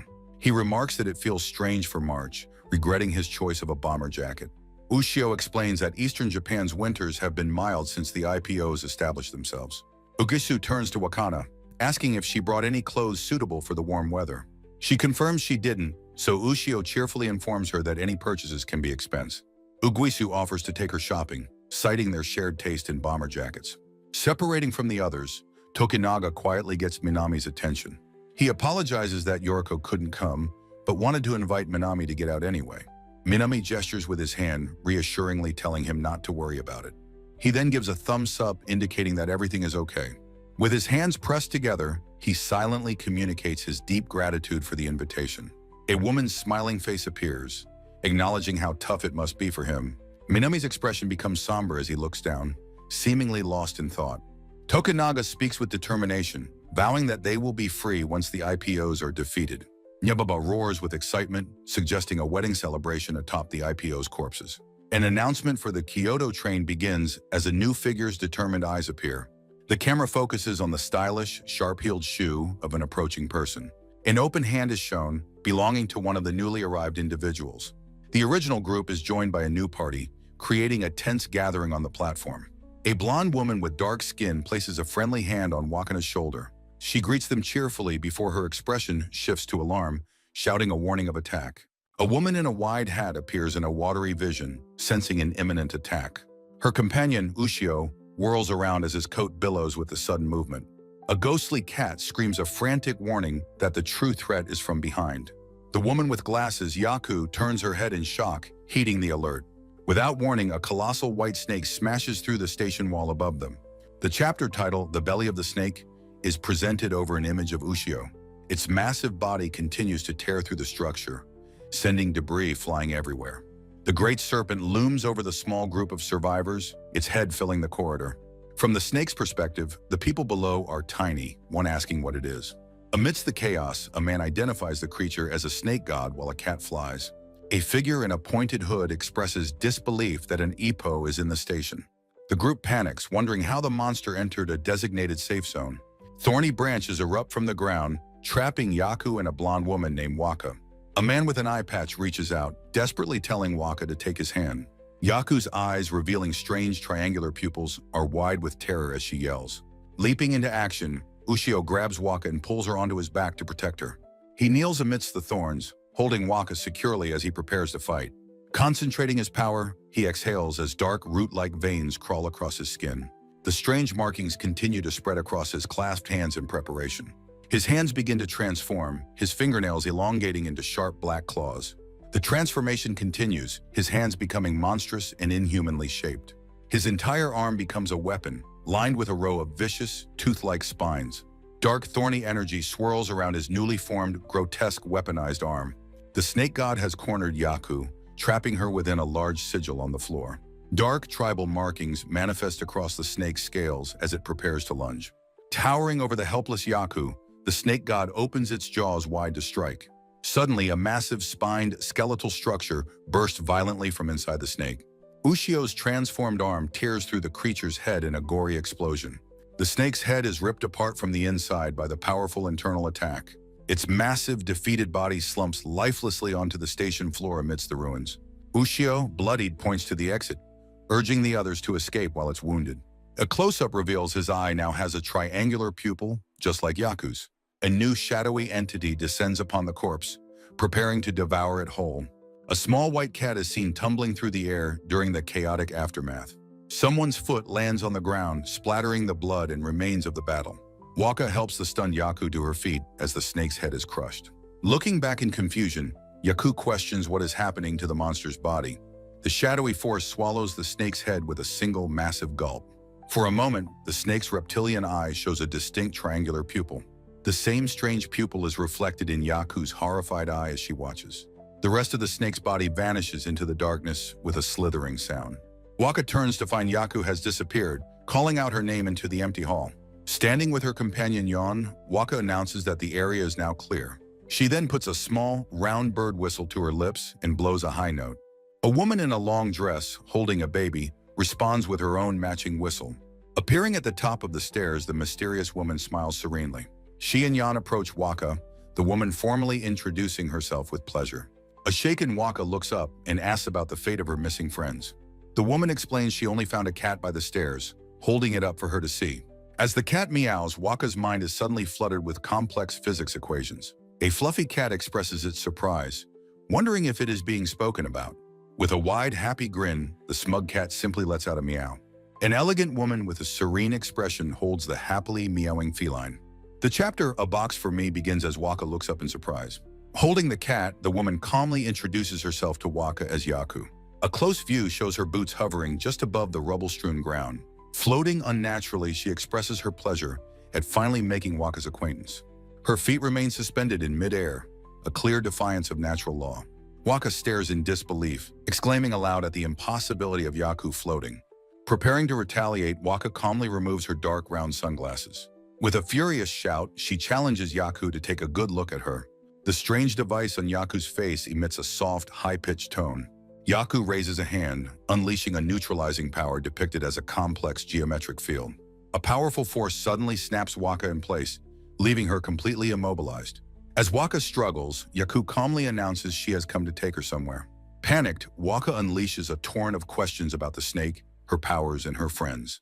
Her face a mask of desperation, she screams, questioning why her eyes are useless. Yaku calmly dismisses the barrage, stating she cannot answer so many questions at once. Turning to her subordinate, Yaku politely requests that Yon carry the paralyzed Waka. The muscular Yon effortlessly lifts Waka over her head, who exclaims about floating. Yaku acknowledges Waka's confusion, agreeing that it must appear that way from her perspective. As they walk, Waka feels trapped by invisible walls and struggles to breathe. Yon continues to carry the struggling Waka up a long flight of stairs. From the street below, a man standing by a truck calls out to Yaku. Yon tells the struggling Waka to settle down, advising she has no chance against Yaku. Yaku begins to explain her power, stating simply she has placed Waka inside a box. She elaborates that she can create boxes that only she is able to perceive. Standing within a conceptual space of cubes, Yaku explains her boxes are invisible to sighted people. A look of dawning comprehension on her face, Waka asks if Yaku is blind. Yaku confirms this, calmly stating that Waka's powerful eyes have no effect on her. Yon informs the trapped Waka that her friends are still alive, more or less. Waka is set down by the truck, reacting with alarm to Yon's vague reassurance. The driver clarifies that they have taken her friends as hostages instead of killing them. Introducing himself as the driver, he assures them he won't wear his cat-themed mask. He explains they will answer her questions after they meet with their slithery friend. The driver then rolls a sealed metal canister toward Yaku, presenting it as the gas. Yaku explains Waka's breathing trouble was due to the box having a very small air hole. The metal canister begins to violently shake, swell, and make strange squawking noises. With a sudden rush of air, the canister erupts into a massive substance. Inside a fleshy cavern, Tokunaga awakens to find himself holding an unconscious Minami. He urgently checks on Minami's condition, asking if he is okay and where everyone is. Other survivors explain they are all inside the snake god's stomach lining. Ugisu tells them to hold still as he prepares to cut the fleshy tendrils. He notes that Waka, Nyababa, and Yon were not swallowed with them. Suddenly, the fleshy wall beside them begins to undulate with a sickening sound. A powerful suction pulls them into the wall, which seems to be alive. A monstrous, fleshy substance engulfs Minami's face as he is pulled deeper inside. Ugisu grabs his friends, exclaiming in horror as they are absorbed by the living wall. He desperately calls to Ushio for help as his friends are pulled away. Despite their efforts, the sludge-like flesh keeps sticking to them, its suction too strong. Inside the monstrous creature, Tokunaga expresses his dawning horror at their predicament. Ugisu shouts a frantic warning for his companions to avoid touching the walls. With desperate resolve, Tokunaga announces his plan to sacrifice himself to save Minami. The two hooded figures, Ugisu and Minami, struggle to pull their friend free. From the chaos, Ugisu calls out to Tokunaga, trying to get his attention. Tokunaga makes light of his demise, demanding trivial items as post-mortem compensation. The three companions are helplessly dragged together into the all-consuming, fleshy vortex. Ugisu maintains a grim, determined expression as he holds on to his friends. Before being fully absorbed, Tokunaga entrusts the future to his companion, Ugisu. A violent, inky black splatter erupts against a stark white background. A dark object is seen hurtling towards a modern apartment building. On a rooftop, a bloodied and disoriented Tokunaga stumbles after being expelled.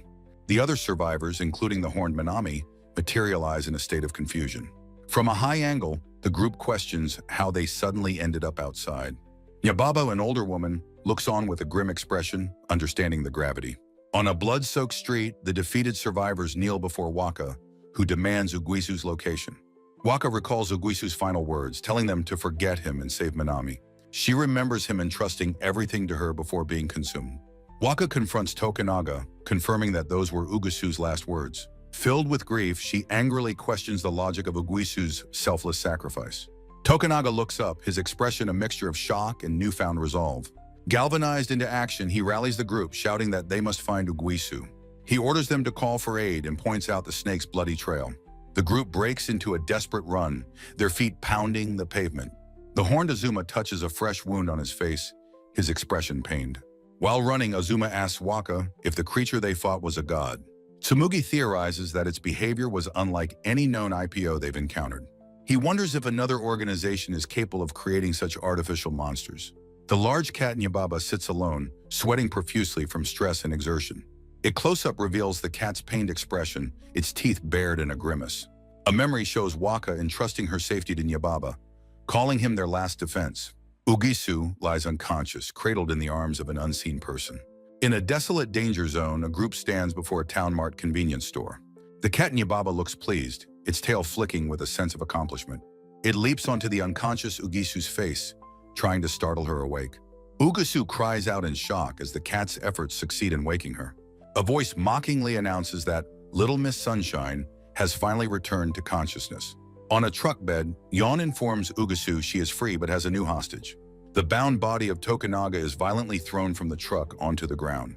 Ugisu stares in horror, crying out Tokunaga's name upon seeing him captured. Yon explains that Tokunaga is collateral, threatening to remove his oxygen supply. The captive Tokunaga is shown wearing an oxygen mask, unaware of its purpose. Yon reveals they have traveled deep into a god-defiled danger zone. A group of cats rest as Yon states only animals can breathe there. The narrative explains that the toxic gases would kill a normal human. Ugisu, sweating and desperate, demands to know what her captors want from her. Yon calmly suggests a simple meeting between Ugisu and their god. She rips the oxygen mask from Tokunaga's face, causing him to gasp for air. Ugisu glares with defiant eyes, questioning why she should ever trust them. Yon taunts her, asking if she will cooperate or if the oxygen tank gets punctured. Waka screams, offering a desperate bargain to save her captured friend, Tokunaga. Her captor, Yon, coolly accepts the deal, instructing the truck driver to comply. The small truck speeds away across the desolate landscape, carrying Tokunaga to safety. Walking with her remaining captors, Waka questions the god's presence outside the danger zone. The follower woman chides Yon for revealing secrets about the god's 5-minute time limit. Yon leads them to a derelict town mart, its roof eerily overgrown with thick vines. Inside the abandoned building, Yon calmly removes her black blindfold with practiced ease. The group stands at the edge of a long, crumbling staircase descending into blackness. As they descend the steps, several cats appear, one flopping playfully on the stone. A fluffy white cat with a ruffled collar looks up with wide, curious eyes. Another cat, Nyababa, is startled by something unseen and lets out a cry. The two felines meet on the stairs as Yon begins to address Waka. Continuing down the dark passage, Yon offers an apology for their previous hostile encounter. Waka glances back, her expression showing only confusion at the unexpected sentiment.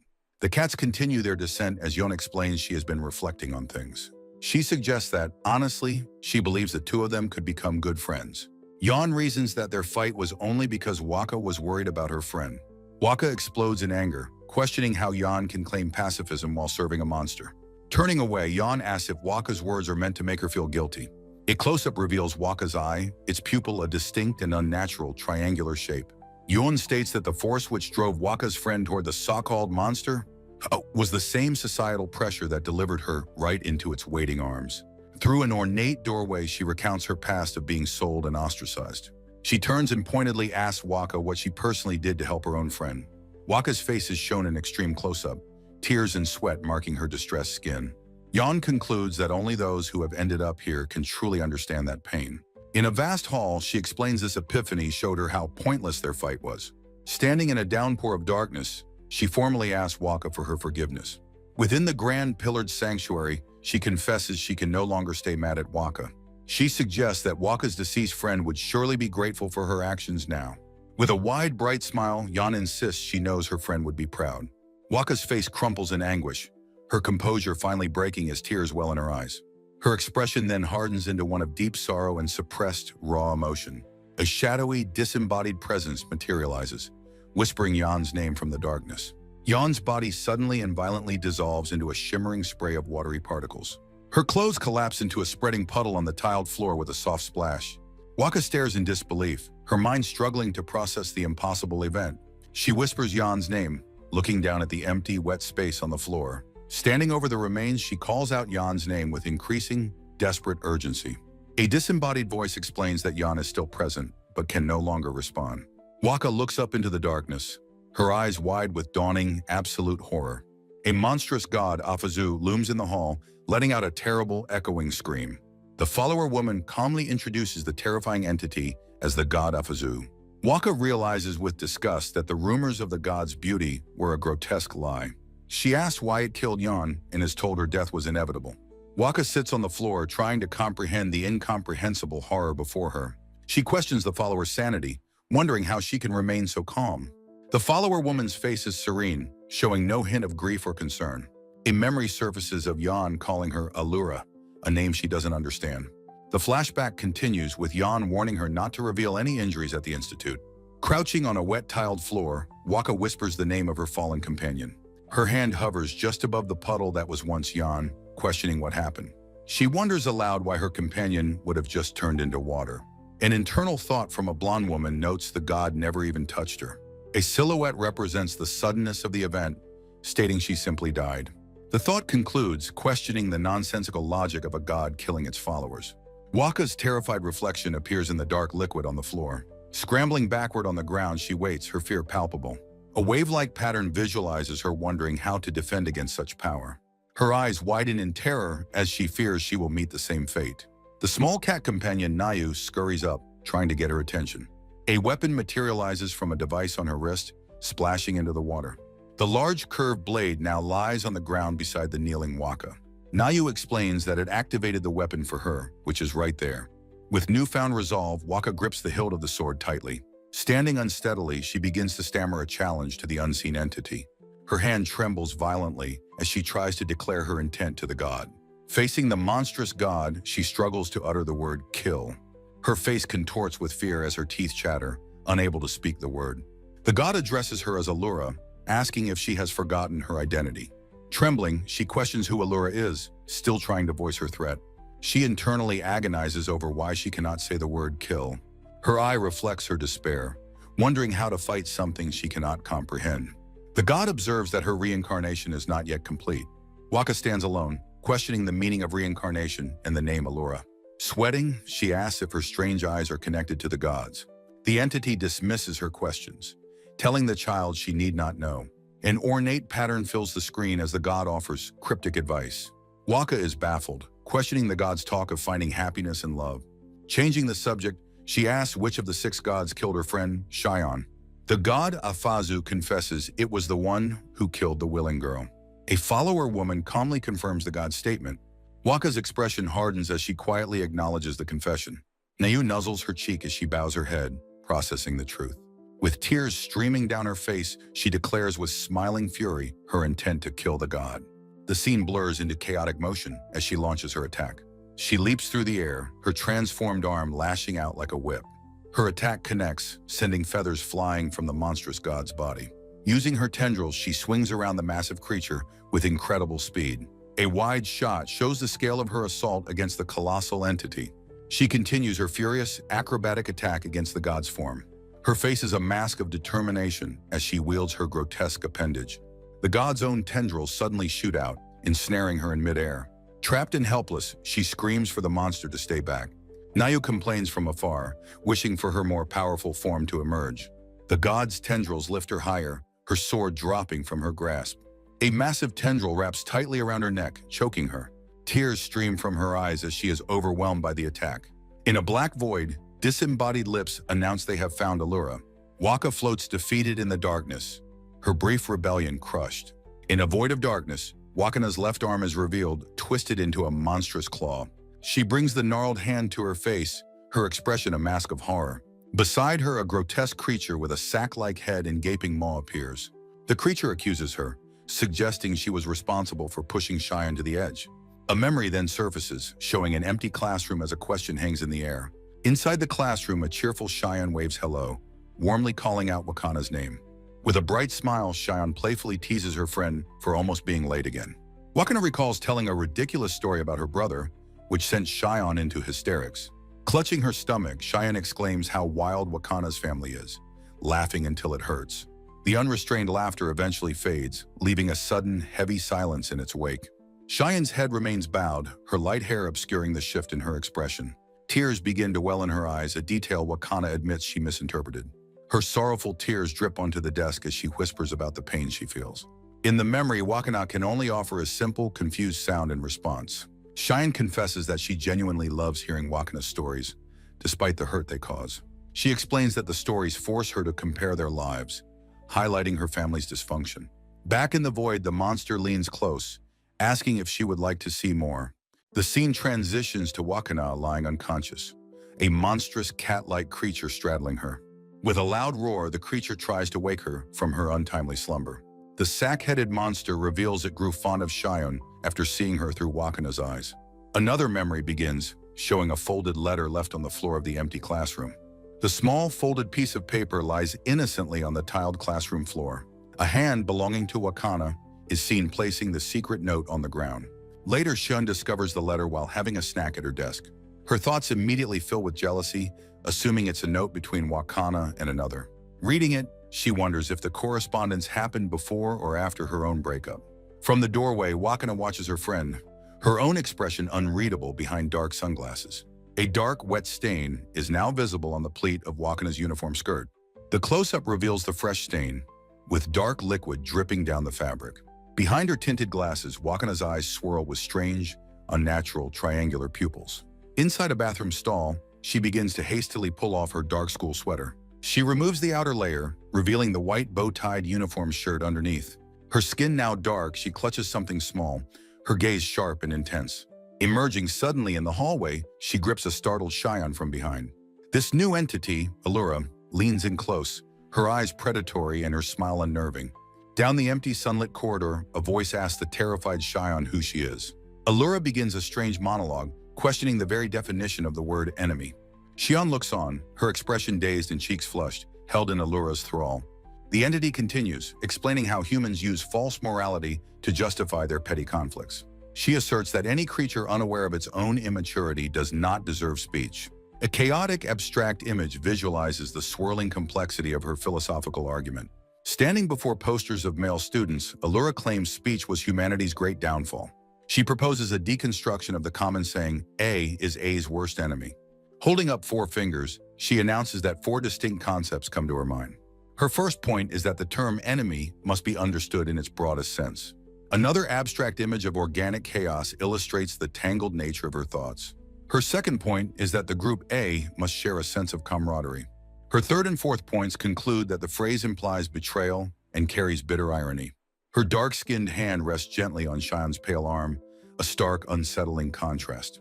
Allura finishes, stating that words are only understood by those who grasp their violent potential. Within a writhing organic mass, a dark circular maw opens, lined with sharp teeth. A disembodied voice explains that words are only understood when their meaning is already known. The voice continues, asserting that human emotions reduce them to the level of infants.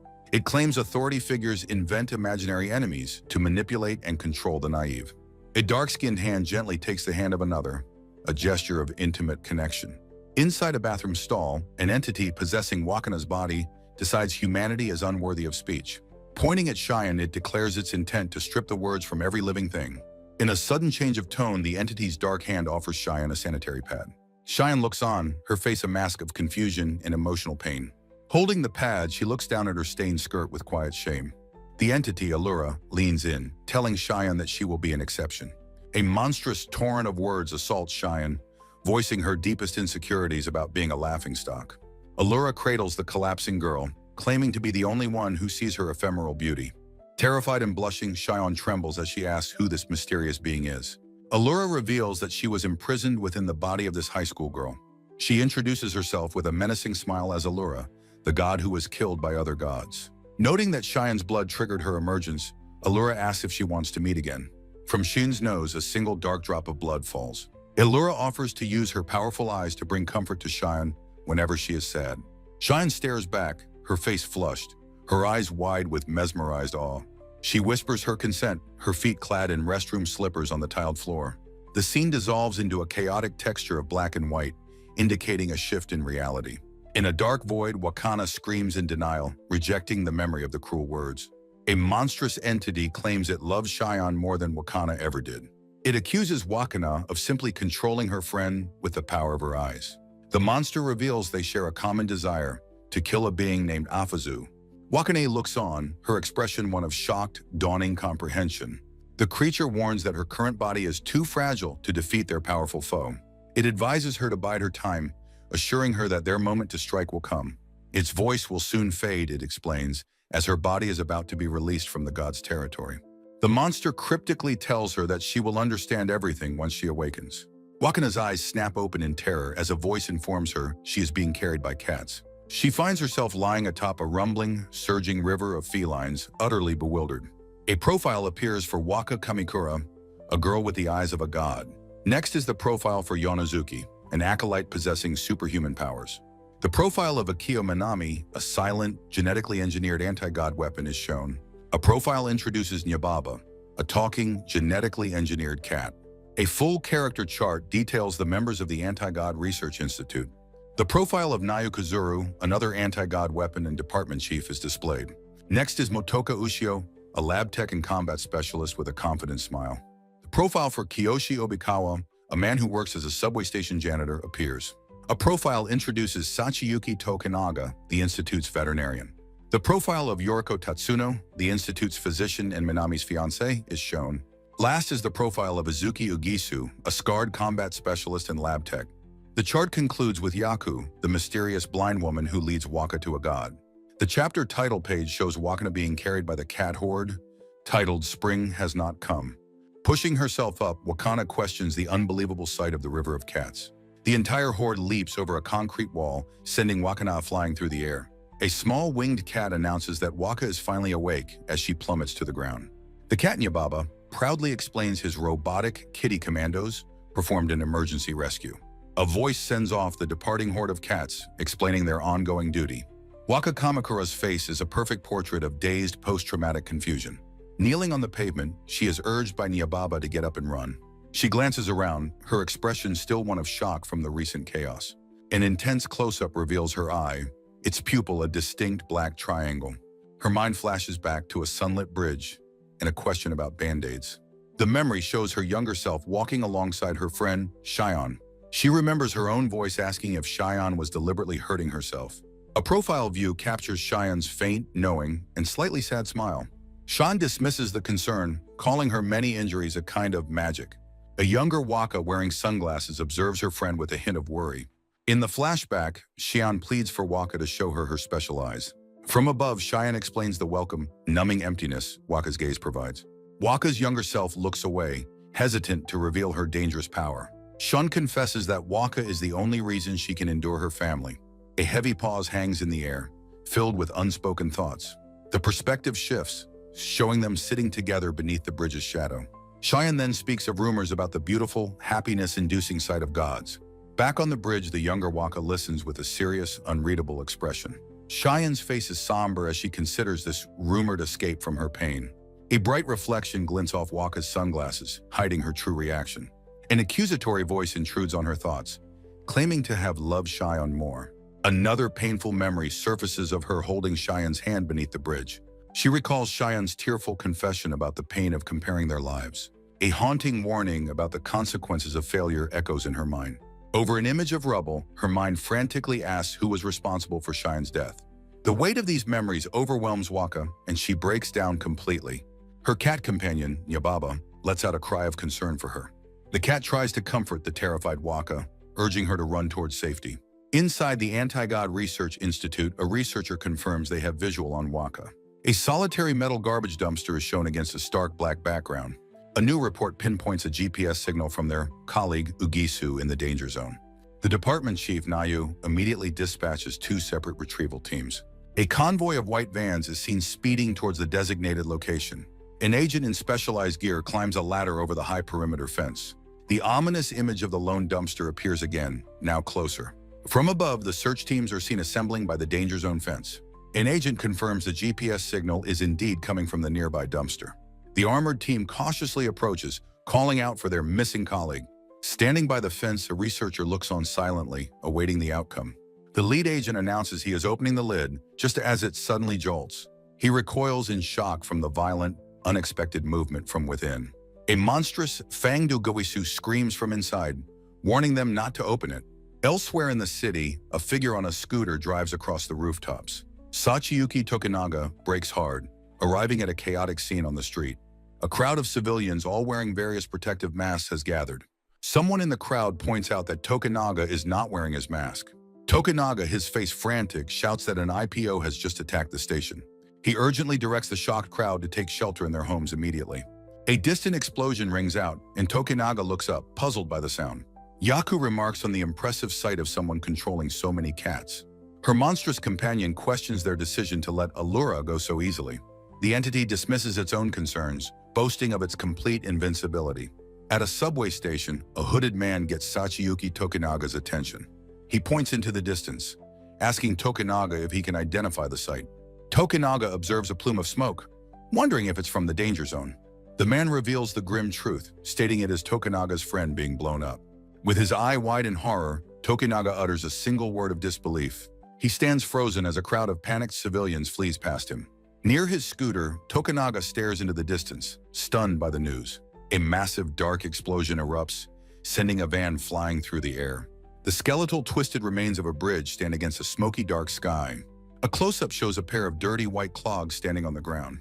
At night, Oikawa stands outside a 2-story apartment complex. Inside, a withdrawn Tokunaga is seen crouching alone in his dark apartment. An abstract image of dark clouds conveys a sense of chaos and destruction. A line of ambulances is parked near a large fence, lights gleaming. A hand grabs Tokunaga's shoulder from behind as a voice calls his name. Oikawa grins, commenting on Tokunaga's late night and asking where Waka is. A hand gently pulls down Tokunaga's medical mask, revealing his somber face. The chapter begins with the title, "Don't Walk Behind Me." Tokunaga looks on, his eye patch prominent as his friend gestures toward him. With a wide-eyed and energetic expression, Oikawa speaks to his friend. Standing in his doorway, Tokunaga explains that Waka is at a friend's house. Oikawa asks if he is hungry, but Tokunaga says he is just tired. Deciding that's good enough, Oikawa dashes inside, announcing he brought snacks. In the bathroom, Oikawa vigorously washes his hands at the sink. He emerges, loudly proclaiming that Tokunaga's bathtub is absolutely filthy. From his bed, Tokunaga admits that he doesn't really like using the bath. Oikawa expresses utter disbelief, questioning how anyone could dislike bathing. He boasts about his own love for baths, claiming he practically lives in his. Oikawa now stands behind Tokunaga, who sits silently watching television. He calls out to Tokunaga, who responds with a simple sound of acknowledgement. Oikawa bluntly tells his friend that he looks like death warmed over. The coffee table is shown, covered in snacks and a gaming console. A close-up reveals the PlayStation console and its 2 wired controllers. Oikawa asks if Tokunaga has played any fun games, but he says no. He points out that the console and controllers are out, begging to be used. Tokunaga looks down, his face hidden, completely absorbed by the news report. The broadcast details the bombing, explaining how a kidnapped employee was used. Oikawa asks if the victims shown on screen were Tokunaga's colleagues. The news displays the names and ages of 3 deceased Institute staff members. Tokunaga continues to stare at the screen as the news segment ends. He turns off the television, noting the memorial service is delayed. He lowers his head, looking completely dejected by the tragic news. He whispers to himself that the same terrible events are happening all over again. He recalls a past trauma, remembering someone he once knew who died. Oikawa, eating nuts, explains this is why he can't bring himself to use them. Tokunaga quietly wonders which way to die would be better, in a tub or a blast. Looking up from the couch, Oikawa asks his friend a shockingly direct question. Standing in his apartment, Tokunaga quietly admits that the recent tragedy was his fault. From the shadows, his friend Oikawa warns him against considering suicide as an option. Tokunaga reasons that his death would only become a burden for everyone else. Oikawa then asks if he was hurt in the blast, pointing to the blood on his glove. With a sudden burst of energy, Oikawa forcefully yanks the glove from his friend's hand. He grins with fanged teeth, exclaiming that he is finally seeing Tokunaga's real hand. Tokunaga looks up in shock, his bare hand now exposed and reaching forward. A close-up reveals strange, intricate fern-like markings covering his entire pinky finger. Grabbing his head, Oikawa demands to know what the strange patterns are. Tokunaga pleads for secrecy, but his friend insists on knowing if there are other spots.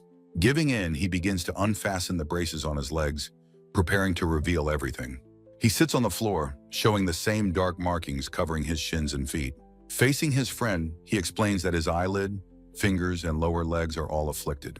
He describes the numb sensation, fearing the affected skin will soon start to rot. This mysterious condition, he reveals, is the very reason he lost his left eye. He confesses that he lied about his legs being fractured to hide his worsening state. Oikawa asks with deep concern if this means he will eventually be unable to walk. Tokunaga quietly confirms it is probable, though he does not know when it will happen. He sighs in despair, lamenting that the rare condition is so unknown it has no name. He then chides Oikawa, calling him a jerk for pulling off his glove in the first place. Oikawa playfully feigns innocence, asking what he could have possibly done wrong. Lying upside down, he says he feels comfortable and that Tokunaga will not be pitied. He jokingly grants Tokunaga official permission to roam his own apartment in his underwear. Oikawa then suggests they play a new video game about cats fighting on cleaning robots. He lies back on the floor, a content and relaxed expression on his face. He energetically does a handstand on the couch while Tokunaga sits quietly nearby. He realizes, with great disappointment, that all the cashews from the snack mix are gone. Standing by the front door, Oikawa announces that it is finally time for him to go home. He points out that he thoughtfully left the giant corn nuts, Tokunaga's favorite, for him. At the door, he offers to come back and play video games if Tokunaga has trouble sleeping. Tokunaga protests that Oikawa has work, but his friend cheerfully dismisses the concern. Oikawa calls out his friend's name one last time before he leaves. A vision of the future unfolds, with Oikawa inviting him to the pool now that his secret is out. He imagines his friend wanting to celebrate his birthday with a slice of peach shortcake. A mental image of a curry dish they might share together flashes by. He pictures Oikawa's excitement over the second season of a mochi-making show. Tokunaga wonders to himself where all this sudden talk of the future is coming from. Oikawa smiles warmly, reminding him there is too much to live for to stop dreaming. Looking up, Tokunaga's somber expression begins to soften at his friend's words. A gentle, grateful smile finally appears on his face as he looks toward the door. Staring out at the city skyline, he quietly agrees with his friend's sentiment. A caption announces that 10 days have passed, set against a beautiful floral arrangement. The scene is identified as the memorial service for the Institute, with photos of the deceased. Inside the hall, a man asks another about the whereabouts of their missing colleague, Yoriko. A man in a suit bows his head in mourning before the flower-laden altar.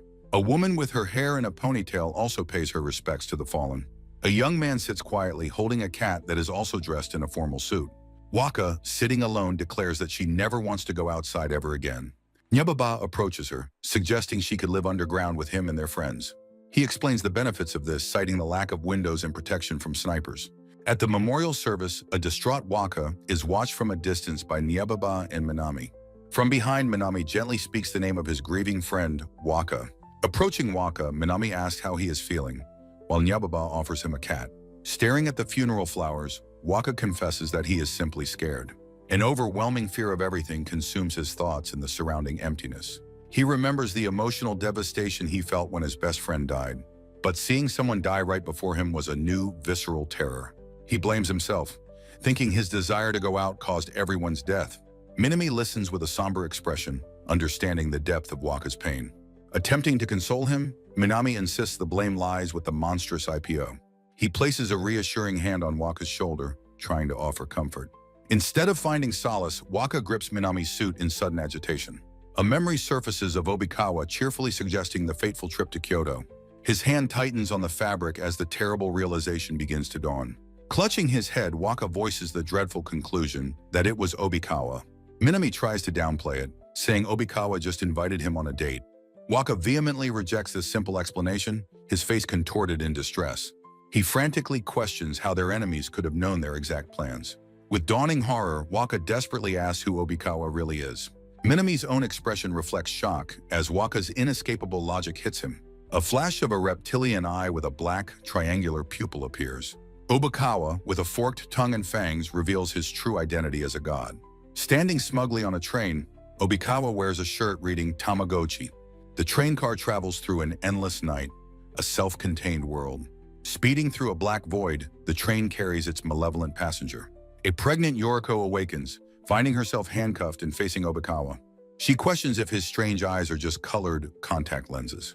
Maintaining her composure, she assesses him as a kidnapper needing medical help. Curious as a researcher, she asks about the tranquilizer he used on her. Obikawa's face twists in annoyance at her clinical line of questioning. The train's interior warps into a hellscape of skeletal, writhing creatures. He stands unaffected amidst the monstrous chaos he has summoned around them. Yoriko finds herself surrounded by the horrifying skeletal apparitions.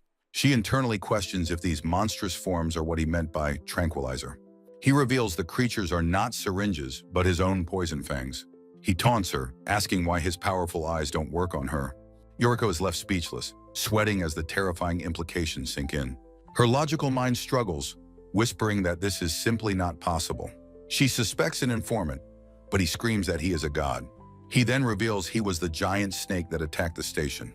Yoriko questions if IPOs can become human and survive outside danger zones. Obikawa leans back with a smug, self-satisfied expression on his face.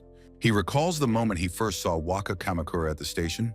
From his perspective, Waka was surrounded by a dark, monstrous aura. He remembers making phone calls to set his devious plan in motion. Yoriko asks again if he and Waka are truly acquaintances. His plan is recalled with childish glee as he gave orders. He demands praise for what he considers his super smart, perfect plan. He boasts that he outsmarted their entire group of trained professionals. Minami's face, seen in a memory, reflects his unwitting role. In a flashback, his massive snake form looms as he boasts of devouring his victims. He gleefully flashes peace signs, mocking his victims by calling them total dum-dums. Listening intently, his captive Yoriko remains silent, her expression unreadable and analytical.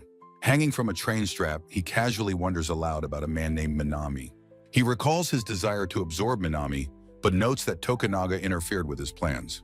A blurred, chaotic memory shows the violent moment he consumed his targets. Admitting his time ran out, he crudely complains of the physical toll it took. Yoriko's mind races, connecting the dots about his abilities and their limitations. She concludes that his voluntary disclosures and immature behavior suggest a childish intellect.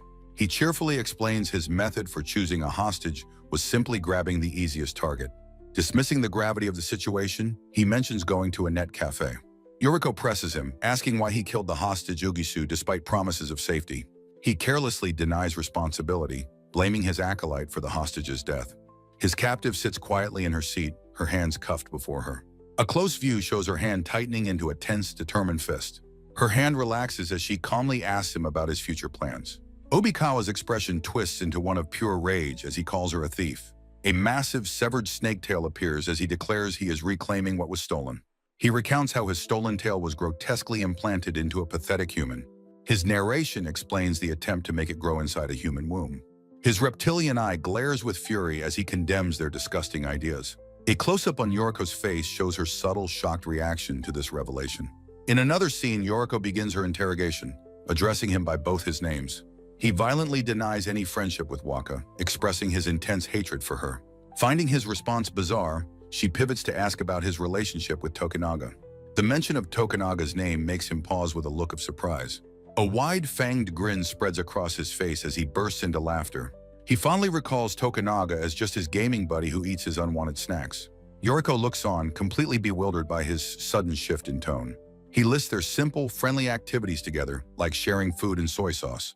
With a warm smile, he admits he had a little too much fun with him. Growing impatient, Yoriko asks if his rambling has any real point. His friendly demeanor vanishes, replaced by a cold and serious look. A dark snake wraps around him as he reveals his decision to end their friendship. Suddenly, monstrous skeletal creatures erupt from the train, ensnaring Yoriko completely. His form becomes demonic as he declares his intent to eat her fetuses. The skeletal centipedes writhe and fill the space inside the train car.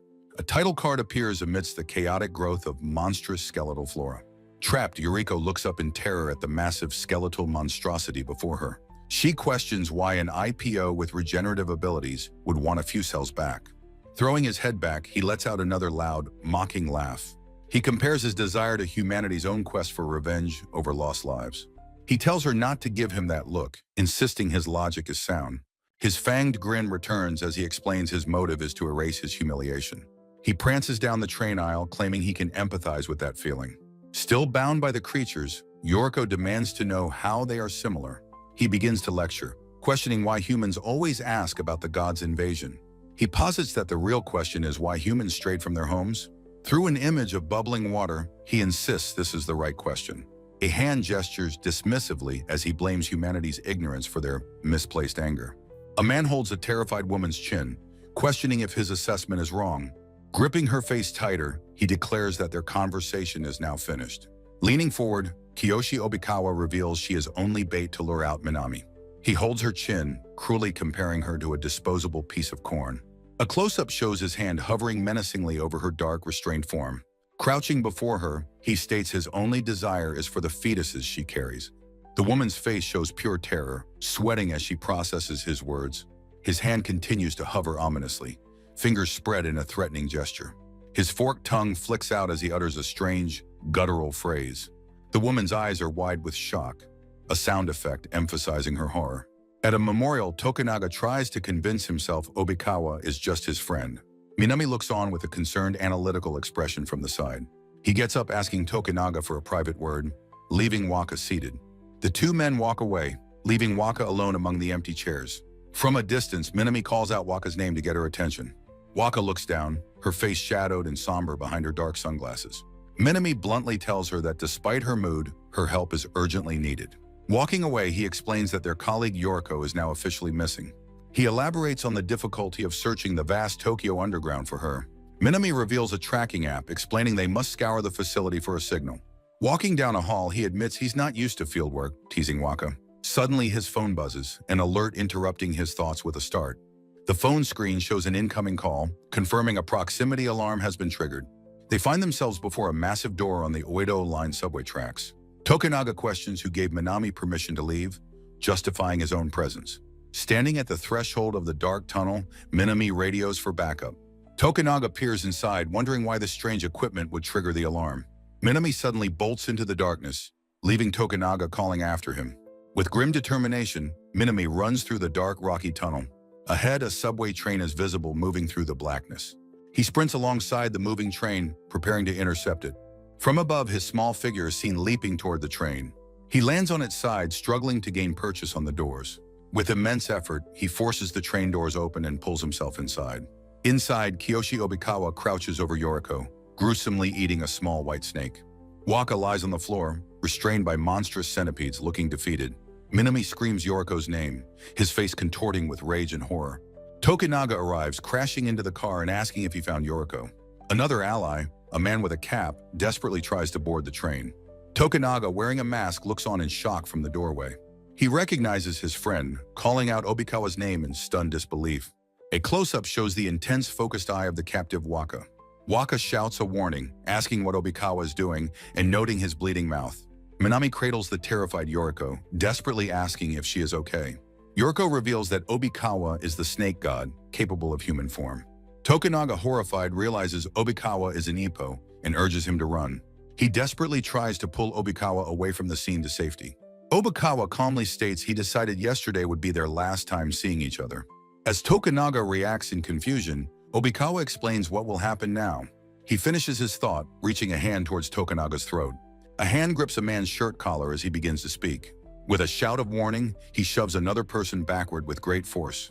The figure is sent tumbling out of the speeding train into the dark tunnel. Mr. Obikawa urgently warns his companions not to look at their attacker's eyes.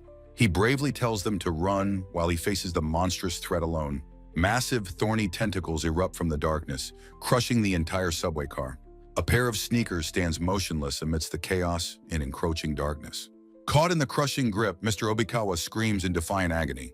Nearby, an unconscious Tokunaga lies on the floor, a hand resting on his chest. Kiyoshi Obikawa leans over the fallen Tokunaga, whispering a cryptic farewell.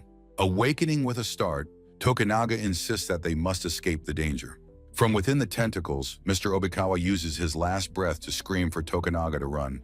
Tokunaga grabs Kiyoshi's arm, telling him it is no time to be fooling around. Turning around, Kiyoshi reveals a serene, wide smile, his mouth stained with blood. Tokunaga stares back, his visible eye wide with shock and utter disbelief. Leaning in close, Kiyoshi's face is inches from Tokunaga's, his expression menacing. A monstrous clawed hand appears, poised to strike Tokunaga down. A transformed Mr. Obikawa delivers a ferocious punch, interrupting the attack. The monstrous father screams at Tokunaga, urging him to see the truth. He reveals Kiyoshi's true nature as an Ippo as the boy's head unravels. The scene flashes back 3 years and 7 months to a Tokyo soup kitchen. A volunteer laments the lack of painkillers for the people suffering. Another volunteer checks cardboard boxes for tea, finding their stock is low. Tokunaga, his face covered, carries a box of tea from the supply van. His eye widens in surprise as he notices someone approaching him. A disheveled Kiyoshi stands before him, hands shoved in his pockets. Kiyoshi's bruised and weary face is partially hidden by a medical mask. Tokunaga, wearing an eye patch and face covering, offers a simple greeting. He offers the stranger a bottle of tea from the box he carries. Holding the tea, Kiyoshi asks the stranger to show him his face. Tokunaga, though surprised, agrees and removes his protective face covering. Kiyoshi watches him silently, his expression unreadable and still. Tokunaga nervously follows Kiyoshi away from the main crowd of people. They find a quiet spot to talk, away from the others at the shelter. Kiyoshi sits on a low brick wall, looking downcast and weary. His bruised face is shadowed by the bill of his baseball cap. He glances back at the activity happening around the soup kitchen van. Tokunaga stands before him, his decorative face covering now back in place. Tokunaga observes that Kiyoshi must be new to Tokyo. He introduces himself and asks if the neighborhood is considered safe. Kiyoshi asks if Tokunaga is with the Yakuza, which he quickly denies. Kiyoshi claims he fled his home in Wakayama to escape the Yakuza. He expresses a sense of hopelessness, feeling he is better off dead. Tokunaga listens, his eye wide with concern at the dark confession. He tries to offer some words of comfort, suggesting Kiyoshi take it easy. Kiyoshi's eye widens slightly, taking in the stranger's unexpected advice. He seems to consider this, then suggests they have a drink together. As they sit together, Kiyoshi is startled by a sudden clicking sound. Tokunaga reveals a rifle, explaining it's for protection against animals and Yakuza. Kiyoshi stares at the weapon, his previous bravado gone, replaced by shock. Seeing the bruises on a young man, a figure with a covered face offers first aid. Suddenly, he declares that everything he just said was a lie, asking the young man to throw away his tray. Left alone on the curb, the young man, Kiyoshi, can only express his confusion.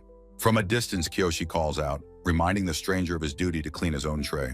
Later, a high-angle view shows Kiyoshi asleep on a simple mattress in a small bare room. His thoughts list the basic amenities he now possesses, expressing a quiet sense of gratitude. While lying down, he wonders if this aid is a front for a human trafficking ring. He dismisses his worries with a sense of resignation, turning his head on his book pillow. A stark white panel emphasizes his belief that this is all the happiness he deserves. Lying awake amidst scattered pills, his eyes are wide and troubled. In his mind, an image of his mysterious acquaintance, Tokunaga, with his distinct eye patch appears. Gnawing on his fingernail, Kiyoshi recalls thinking that Tokunaga seemed like a good person. A memory focuses on Tokunaga sitting on the curb, holding a rifle between his legs. Kiyoshi's internal monologue reveals a deep resentment, stating he cannot be friends with Tokunaga. The intensity of his anger grows as he thinks about how much the feeling infuriates him. An image flashes of an ornate box filled with coins and a syringe, hinting at a dark past. Kneeling on his mattress, Kiyoshi resolves to keep his history a secret, taking it to his grave. A close-up reveals his face, a wild and determined look in his eyes. A massive, foreboding latticed structure stands silhouetted against a full moon at night. A woman offers a special drink to a small group, explaining it allows mortals to enter the god's domain. The woman, Yoriko, smiles serenely while holding a large bottle of the clear liquid. The sun rises over a city skyline, marking the dawn of a fateful day. A colossal white serpent, a god, is seen coiled atop a modern apartment building. The serpent god's massive head, adorned with ornate decorations, turns with an open maw. From below, the sheer scale of the creature draped over the building is overwhelming. Three human figures, the sacrifices, stand on the rooftop, dwarfed by the scene. Kiyoshi looks up in awe, remarking on the god's immense size. The serpent god lets out a yawn. As Kiyoshi notes, it is not beautiful like the rumor suggested. Looking down, the god expresses disdain for the tiny bodies brought before it and demands they introduce themselves. A heavy-set man nervously stammers his name, Katsuki Shimura. Kiyoshi stands and calmly states his full name. The god singles out Kiyoshi Obikawa, asking him to clarify how his name is spelled. Looking up at the creature, Kiyoshi calmly explains the kanji characters that form his name. He stands alone on the rooftop, having captured the god's complete attention. A look of dawning realization or fear crosses his face as he looks up. In his final moments, a thought of relief flashes through his mind. Today is better than yesterday. He accepts his fate, believing this is what he gets for never doing anything right in life. He regrets not being kinder or trying harder to make friends. His last thought is that perhaps then, yesterday would have seemed better than today. The monstrous Ippo stands over Kiyoshi's mangled body, screaming at Tokunaga that his friend is one of them. Tokunaga, his face bruised and bandaged, whispers his friend's name in disbelief. A graphic close-up reveals the horrifying, fatal injuries to Kiyoshi's face. Tokunaga's eye widens in shock and horror at the sight. A vibrant memory surfaces of a cheerful Kiyoshi, joking about his own name. In another flashback, Kiyoshi expresses his desire to join the institute, despite not knowing what a degree is. He points at an old woman, crudely comparing her small size to that of a guitar. A fond memory shows Tokunaga holding up a cat, greeting it warmly. Kiyoshi, holding the same cat, asks what a resume is, prompting Tokunaga to offer an explanation. A memory of riding a scooter at night, with Kiyoshi shouting about a cactus in the road. Kiyoshi is seen comically counting 1, 2, 0, while his friend questions his intelligence. In a moment of sheer absurdity, Kiyoshi playfully announces he's showing his rear to the foxes. He holds up a piece of Nyan, declaring it seems bigger than the world up close. While eating toast, his friend considers naming a dog Butter, an idea Kiyoshi immediately rejects. At sunrise, Kiyoshi pulls back the curtains, cheerfully noting he can now see his friend's face. The friend's exasperated yelling contrasts with a memory of Kiyoshi's boundless, chaotic energy. A close-up reveals the friend's frustration as he shouts a bizarre accusation about acorns. The happy memories shatter, revealing Kiyoshi's mangled body lying on the blood-stained ground. With grim determination, his friend carries Kiyoshi's body, running down a dark, swirling tunnel. Holding his friend close, his face is a mask of grief, streaked with tears and blood. His expression of anguish mixes with fierce resolve as he continues to carry his friend away.